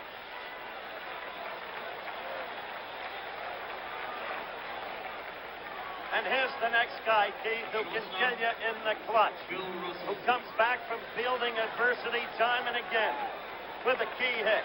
Remember, this is the fellow who last Friday hit one right back up the middle to win the game. There you go, just what I was talking about. They give him a little bit of room in right center. Russell hits it up the middle to Mickey Rivers. He hit it off the nose, but right at Rivers. And Sparky Lyle comes in and stops the Dodger threat. But going to the home half of the ninth inning, it's even 3-3. Back with more after this word from our local station.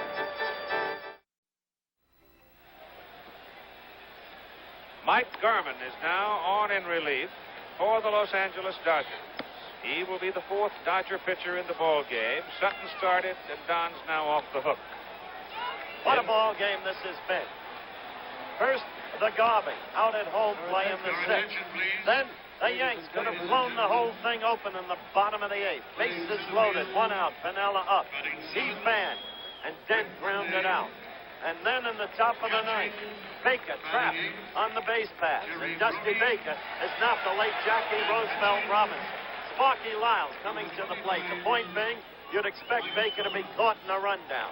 He wasn't. He escaped Chambliss's tag. That inched the door open for the Dodgers, and they came through and tied. Sparky Lyle hitting. That shows you how much respect Billy Martin has for his ability to get people out. Leading off the inning and hitting with Mike Garman pitching to Jerry Grody and Rick Mundy now playing in center field for the Dodgers. And quickly Garman has a 2-strike count. Mike Garman, you can see from that, beat the Yankees at the starter with Boston back in '69. He came over to the Dodgers. Bunt is fouled away. He came with Rick Mundy from the Chicago Cubs in the trade that sent Bill Buckner to Chicago. And there were a lot of people who thought the big right-hander from Idaho might be a sort of a bonus in the deal. Rick Mundy now in center field, as you can see. Rick has had his troubles this year, and Mike Garman has done very well. You know, the interesting thing there, Keith, that if we did have the DH tonight, you wouldn't have to worry about that first out in this inning. That's right. So Sparky Lyle fouling it is gone, and Mickey Rivers is up there now. People talk about, well, he should have hit for Lyle in the bottom of the ninth inning, leading off. You know, they'll get on Billy Martin. That's one of the things that makes baseball interesting.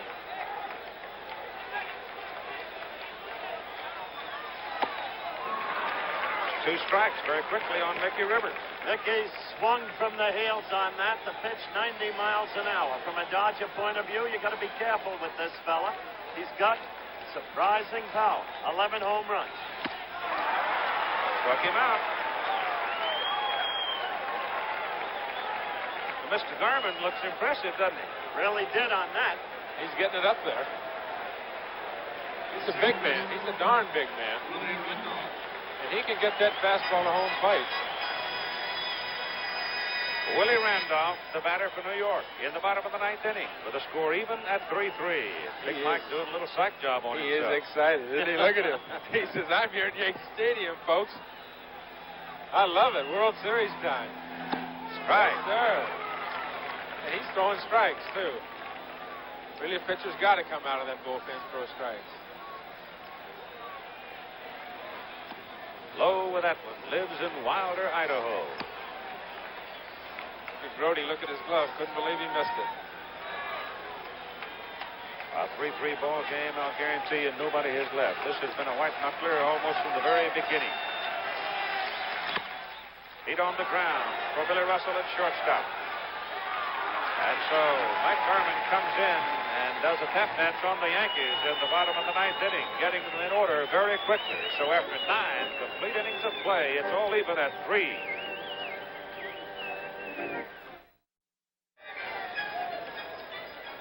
Well, gentlemen, we're about to have the 38th extra inning game in World Series play. The last one we had was October 21, 1975, between Boston and Cincinnati. Boston beat them 7-6.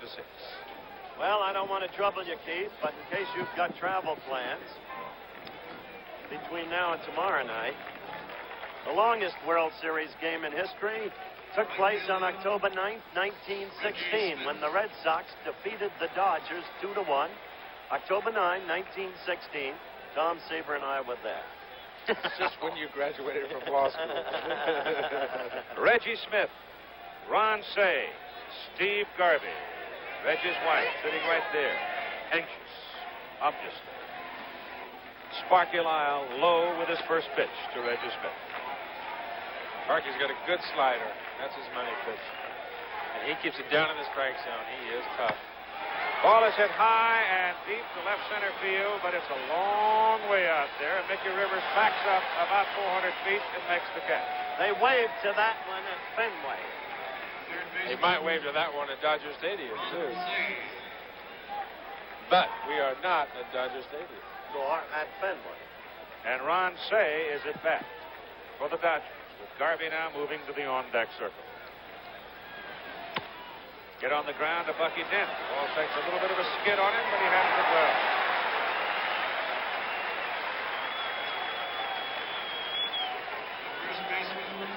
Two down. Base is clean. Steve Garvey, the Dodger first baseman, who has a bunt single in 3 trips. This might be the time, as we come to the end of the 77 season, where Garvey will hitch up the belt a little and reach back for the little extra that Tom Lasorda had asked for, and Garvey hit 33 home runs this year. That pitch, strike. Don't forget, we expect more of same tomorrow night as you look at lovely Mrs. Steve Garvey. Catfish Hunter taking the mound after a long period of idleness for the Yankees. Strike 2.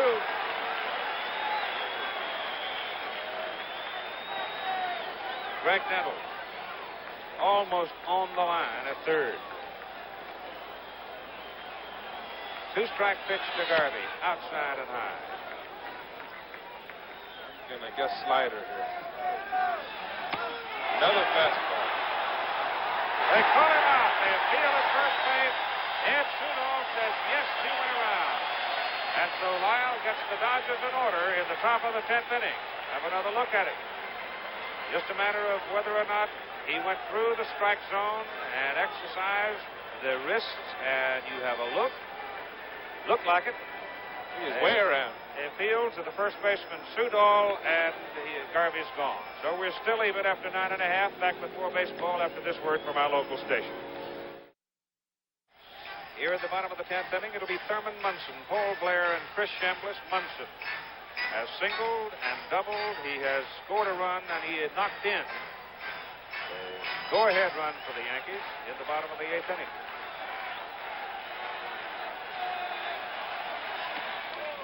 And the first pitch from Mike Garman is inside. The Yankees signed him off the Kent State campus. Keith Garman reminds me of Mark Littell of the Royals. In build and the way he throws. Inside with the hand, ball 2. That pitch is low. So once again, the Yankees are very close to getting the leadoff man aboard here in the bottom of the 10th inning. He came in there last inning. Garman threw strikes, comes in now. He's 3-0. Don't want to get that leadoff hitter on. You'll see Paul Blair bunting the winning run at second base. Yes, sir. Thurman Munson walks. Things that make managers gray. Leadoff hitters that get on and walk in the pitcher. Paul Blair has been a very serviceable player for the Yankees. He started in the Mets organization, Tom, you might remember. Certainly did. They let him go. He was startlingly good outfielder for Baltimore for a lot of years. Got beamed at the plate. Puts the foot in the bucket. Openly fearful, according to many. But he's gotten some very big hits, including a hit in the winning ninth inning against Kansas City. He pulls the bat away on the bunt attempt, takes it low for ball one. He's a good bunter. He told me that he was never so nervous in his whole baseball career as he was when he came to the plate in the ninth inning Sunday against Kansas City. This is his 5th World Series. The bunt is down. They're going to go to second. Get it! Oh! Jerry Grote had time, and he fired it. What a throw by Grote. There's my man, Jerry Grote. Watch him come out of there. There's nobody that comes out from behind home plate faster than Jerry Grote. I've seen this play 100 times, bare hand, and watch the throw to second. He's like a lion coming out from behind home plate. And throws a strike. A strike to second base, no question. And that man worked for me for 10 years. You don't think I wasn't in heaven? Now it is Chris Chambliss at the plate. A lot of us thought he made you. A lot of you may be right. 1 out, 1 on. Blair on at first base. And Garman goes over there. Chambliss hits it to Garvey. They go to second, get one. Back to first, no. So, they've been able to kill off that lead runner twice now. You've got 2 out. We talked about that before, Keith. The Dodgers being able to do the fundamentals. That's they right. can do everything. Got to move those runners along. You fail to do that, inevitably, it costs you. Look at it again. Garvey has a little trouble getting the ball out of his glove, it looked like. But he did make a good throw. Inside the bag, right there where Russell will handle it. Chambliss, of course, beat the throw out at first. So now the speed is gone in the person of Blair. You have Chambliss. He's not slow-footed by any means, but he does not possess the speed of a Blair. The batter is Greg Nettles. Greg Nettles, as you can see, is hitless in the ball game tonight. 37 home runs on the year. Little check roller out toward the pitcher. Grote picks it up, guns it, and the inning is over. And so the Yankees, despite getting the leadoff man on here in the bottom of the 10th inning, are now able to move him around, and we're still at 3 going to the 11th. Jerry Grote getting rid of the catching gear and putting on a batting glove to come up and take his cuts in this inning. Dusty Baker will lead off. There's my buddy, Jerry Grote. Jerry Grote's a tough cuss. He's never gotten along in a public relations sense with the press in New York. Lets everybody know exactly how he feels. Nothing false about him. Never a good hitter for percentage, but a dangerous hitter. One who's gotten a lot of big hits for the Mets through the years.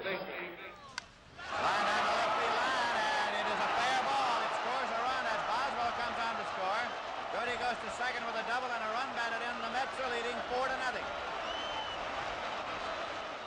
Sparky Lyle on the mound. A pitch to Dusty Baker, who led off with a single in the 9th inning and came around to score the tying run. The Yankees then came along to finally get even and then go ahead.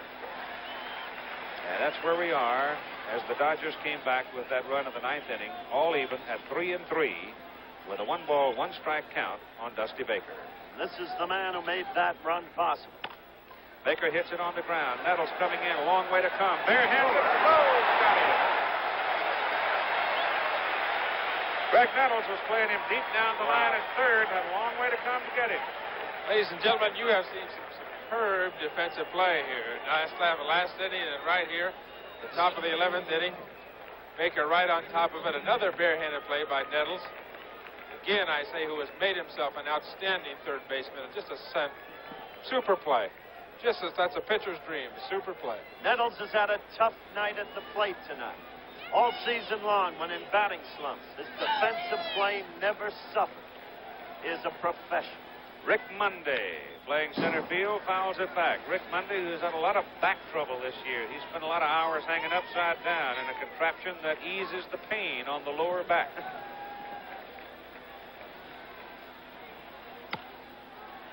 Fouled away, and it's very quickly strike 2 on Rick Monday. opening game of the 1977 World Series, and it may be like this through the whole thing. Mundy goes around, strikes out.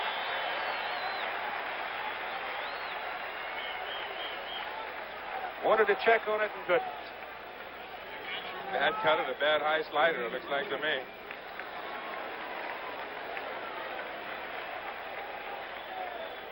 So Mundy's gone. 2 out. Here's Jerry Grody now doing the catching for the Los Angeles Dodgers.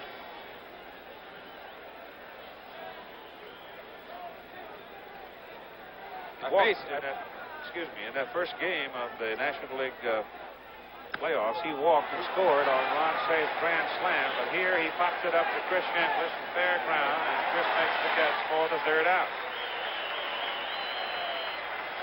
And so the Dodgers go in order in the top of the 11th inning. And the score remains 3-3 with Piniella, Dent, and Lyle scheduled up for the Yankees in the bottom of the 11th inning. So Mike Garman, if he's pitching, will be working to the bottom 3rd of the order. Now the big right-hander from Wilder, Idaho, will try to get him out as he faces the bottom 3rd of the order. The Yankee pen is quiet, which means Lyle will hit. But it all depends on what happens here, I suspect, with Mr. Piniella, because they can crank him up in a hurry if they have to. Here's the first pitch to Lou, and he beats it on the ground. Billy Russell, long way to go, can't get it. And it's into center field for a base hit. Now do you take him out? You get Lou Piniella out of there. You get a pinch run for him? I would. I'd get Roy White in there. Russell playing way around in the hole, couldn't get to the roller up the middle. They play for Piniella to pull. Simply bounced one right up the middle. They played him right. No pinch runner coming out for Piniella yet. And no action in the Yankee pen. Lyle is out in the on-deck circle with Bucky Dent standing at the plate. Dent squared, bunts it. Grody out. Going to go to second, get him. He made that play in the 5th inning. You know, Jerry Grody's kept this Cub in, kept the Dodgers in here. He's cut men down at second base twice. Well, incredible. If you're going to bunt with Grody behind the plate, you got to bunt 8 to 10 feet out. Otherwise, you got no shot. You got to make somebody else field the ball. Get the ball out in front. Make the first baseman field the ball. A very bad bunt. And he's out easy there at second base. Piniella obviously disgusted with it. How easily he makes that. He's like a cat pouncing on that ball. Dent on first base on the fielder's choice, and here's Sparky Lyle. He turns to bunt and fouls it away. They're going to do this till they get it right. Grody will psych them out. Grody's up there to say, well, go ahead, try it again. Rao and Roden remain in the Dodger pen.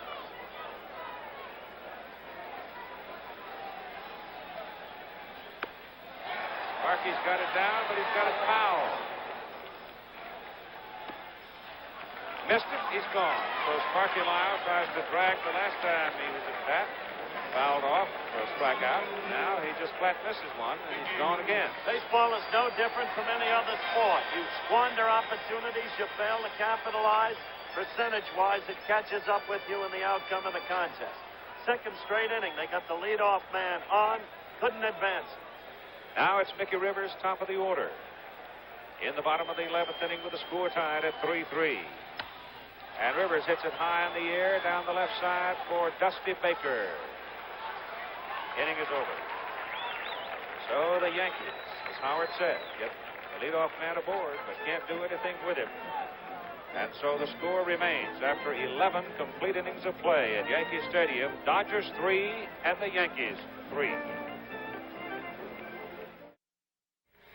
For the Los Angeles Dodgers, as we go to the top of the 12th inning, Vic Davalillo, who came out of the Mexican League in August of this year and became a considerable figure in Los Angeles, particularly in Game 3, as he laid down a bunt in the game against the Philadelphia Phillies, and he was involved in a comeback victory, but he beats this one right out to Willie Randolph for out number 1. Vic never was too patient. Oh, but he's an amazing fellow. When they went back to the minors back in '74, he was 38. Now it's 77, and he's still 38. So he's an amazing fellow. I went back in an old minor league record book that I have laying around the house. I'll guarantee you he's 41. I don't believe he'll tell you that. No. Davy Lopes now top of the order for the Dodgers. In the top of the 12th. 3-3 ball game. Sparky Lyon. Ball one. Ball is hit to short center. Might be trouble. Rivers in a hurry.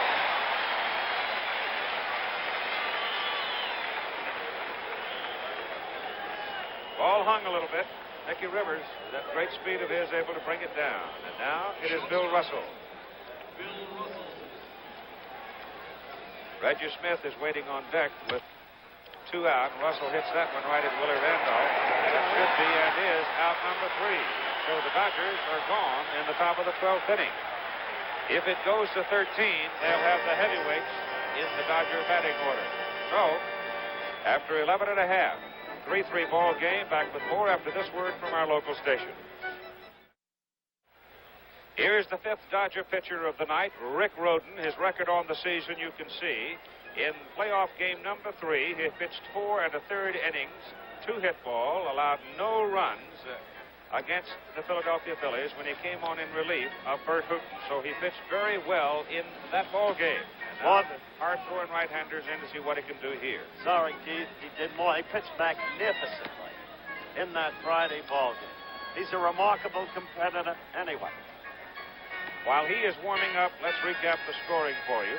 Davy Lopes walked to lead the game. Billy Russell tripled him home. Then Reggie Smith walked.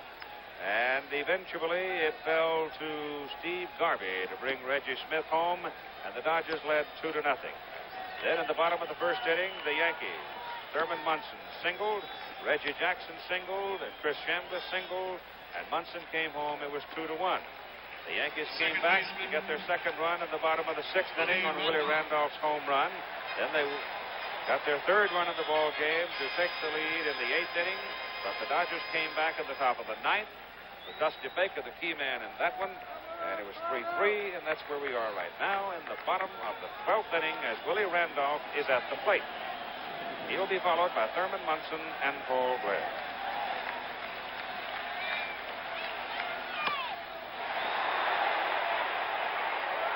On a drop in the corner. Randolph stands at 2nd. So once again, the Yankees have the leadoff man on, but this time he is at 2nd base. Willie decided to do it all by himself. If nobody else can get anybody to 2nd, he's going to go on his own. Well, now it's Munson's job to get him to 3rd, at least.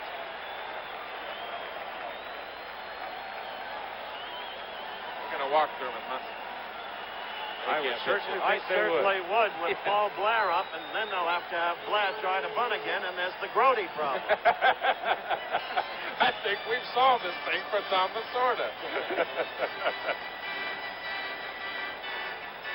Another tough situation, a tough hitter coming up, scoring position. You can't pitch it. You just can't pitch to him here.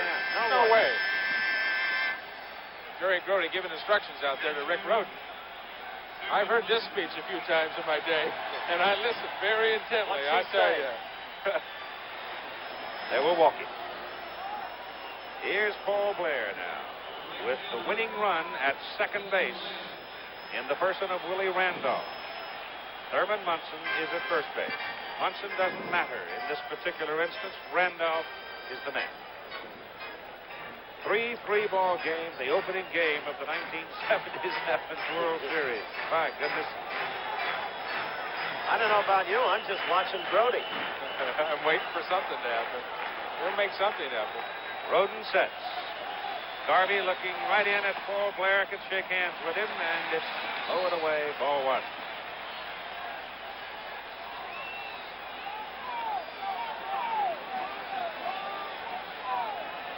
Rhoden goes to his set position. Garvey comes creeping in from first.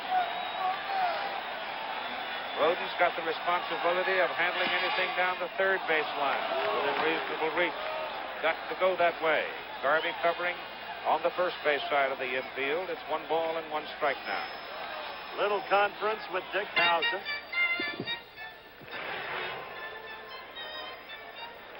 Again, the play here, Keith. Talked about it before earlier in the ball game. First and second, nobody out. Hitter's job is to bunt the ball firm enough to bring that third baseman off of the bag. You're trying to get the runner at second base down to third. Giving up the out at first.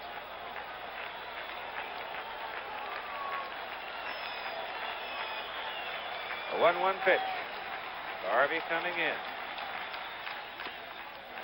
Misses. 2 balls and 1 strike.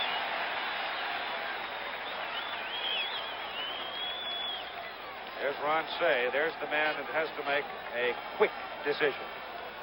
He's the man in the cat box. You know which way to go, in or back. He's got to make his judgment very quickly if the ball is bunted. Foul. Almost got it out where Jerry can handle it. Blair threw a body block on Grote. In the meantime, it's 2 strikes. So it's a very heavy burden on Mr. Blair.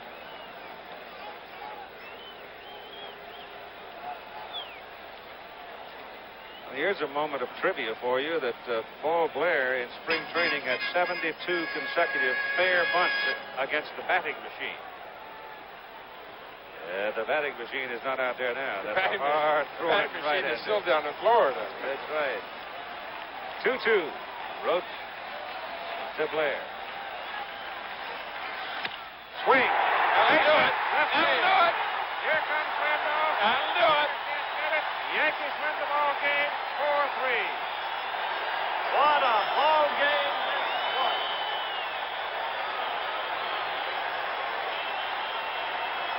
And for Billy Martin, again, the placement of personnel worked out.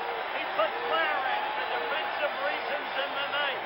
It was Blair who came through with the game-winning hit, just as he came through with a big hit in the Sunday and final game against Kansas City in the 9th inning. 2 brilliantly matched teams in a superbly played ball game. No errors by either team of commission. One of omission by Chris Chambliss. He's the winning hit again. Blair with a 2-2 count. Rick Rhoden looks back at second base where the winning one is located. Blair jumps on the pitch, drills it to left field. Willie Randolph came pumping around third. Rick Rhoden is the losing pitcher. Sparky Lyle is the winning pitcher. And the final score in this first game of the 1977 World Series, Yankees 4, Dodgers 3, and Paul Blair, who was so important in the Yankees winning the American League pennant, delivers the blow, and he is the man of the moment. As you look down on Yankee Stadium where the people are still standing, almost in awe as to what they have just seen.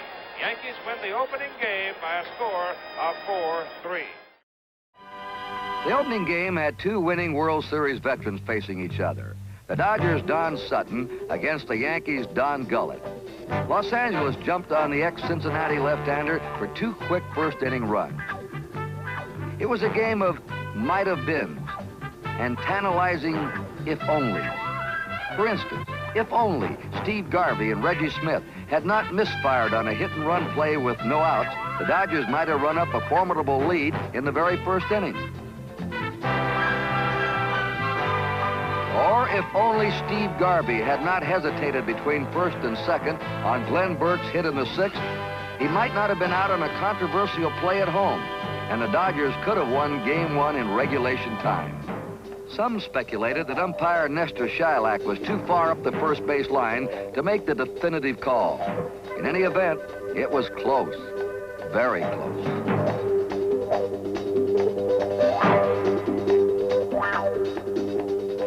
Conversely, with Manny Mota pinch hitting for Glenn Burke in the 9th, the Dodgers get caught once again on an unsuccessful hit-and-run play.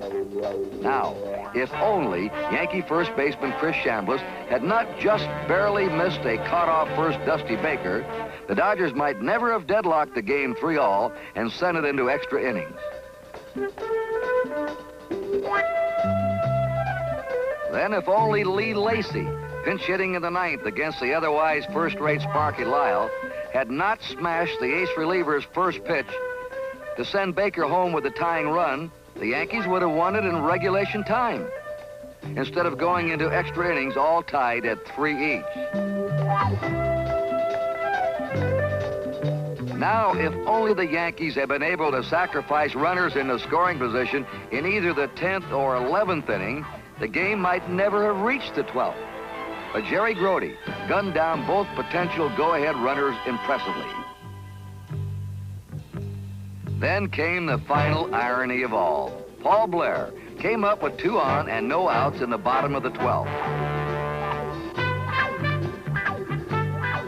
If only Blair, normally an adept bunter, had not failed twice to advance the runners, he never would have had the chance to be the man of the hour.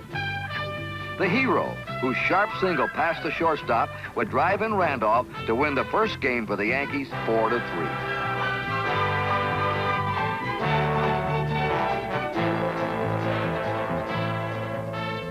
If Paul Blair was the final hero in this bizarre first game, other warriors are foremost in the fans' thoughts as the Yankees and Dodgers prepare for Game 2.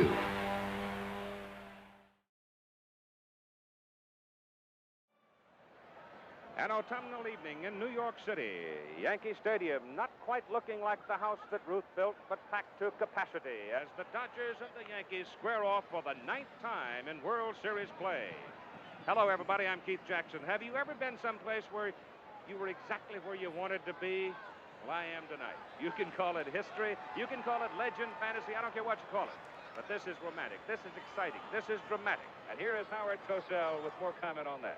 Keith, you put it dramatically, vividly, and exactly correctly. Because as one who grew up in the shadows of Ebbets Field in Brooklyn, it's as if it's the Subway Series all over again. The town alive with anticipation, and as I said earlier, with the memories of all of the past combatants, and all of the great deeds that took place in the past World Series. Now, quickly, as for this Yankee team, a team born of turbulence and dissension. A team despised around the country because of accusations against the owners that the Yankees bought the pennant. Maybe they did, maybe they didn't. There was a time when the Dodgers would bring a roar from even this neighborhood, but now the roar belongs to the Yankees, who have survived the summer of controversy, who have survived times when it just didn't seem possible for this ball club to win it. But this little guy, Billy Martin, tied it together. And you might have noted already, we've got a couple of Italians squaring off here in Tom Lasorda. Big cheer is for Mickey Rivers. Listen to the hands of Thurman Munson. Batted 300 for the 3rd straight year and drove in over 100 runs. And this is the hand for Reggie Jackson, who will bat 4th tonight. He'll play right field. Leads the team in runs batted in with 110. Let's enjoy the one and only Pearl Bailey.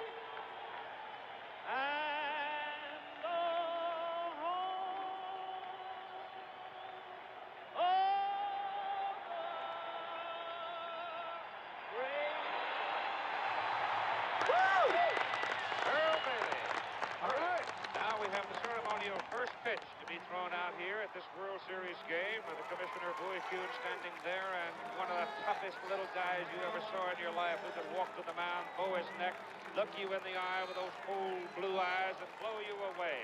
Whitey Ford.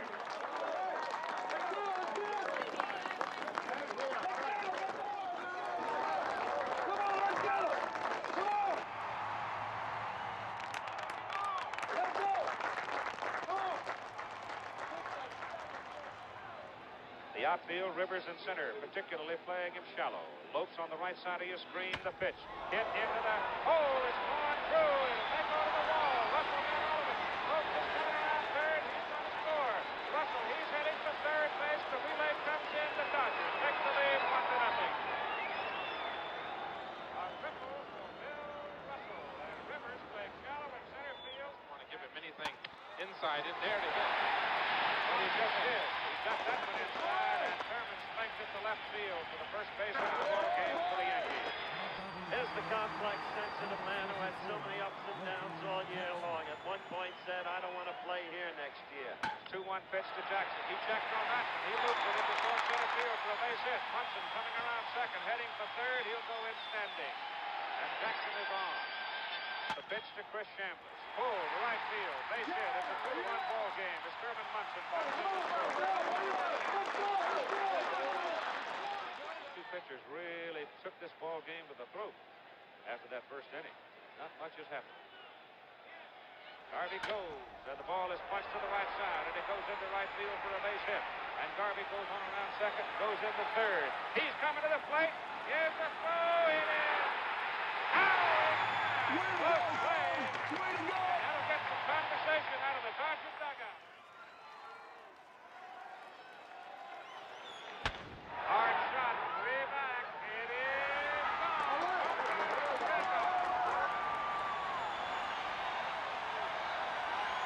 The score is tied at 2-2. What are you going to do? Have the best hit and run men in the American League. That's right. You got a hole over there. Here goes Randolph. The ball is swung on. Hit down. Oh, way to go! There's your answer. Here comes Randolph around third. The throw to the plate. Offline and cut off by Ron Shea, and the Yankees have the lead. 3-2. Holy cow, look at them. They're going crazy. Streamers all over the ballpark. They love it. The Yankees own New York City. And they escape. Is Sparky ready? Well, get him ready. Blair, right field.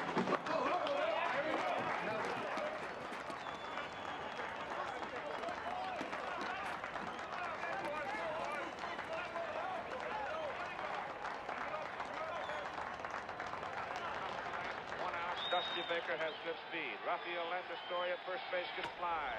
Hard shot into left field. Here comes Baker around third base. And this is what I meant about this Dodger team. Here's the fifth Dodger pitcher of the night, Rick Rhoden. On a drop in the corner. Randolph stands at second. So once again, the Yankees have the leadoff man on, but this time he is at second base. Willie decided to do it all by himself. If nobody else can get anybody to second, he's going to go on his own. Here's Paul Blair now with the winning run at second base in the person of Willie Randolph. His job is to bunt the ball firm enough to bring that third baseman off the bag, trying to get the runner at second base down to third. Giving up the out in the first.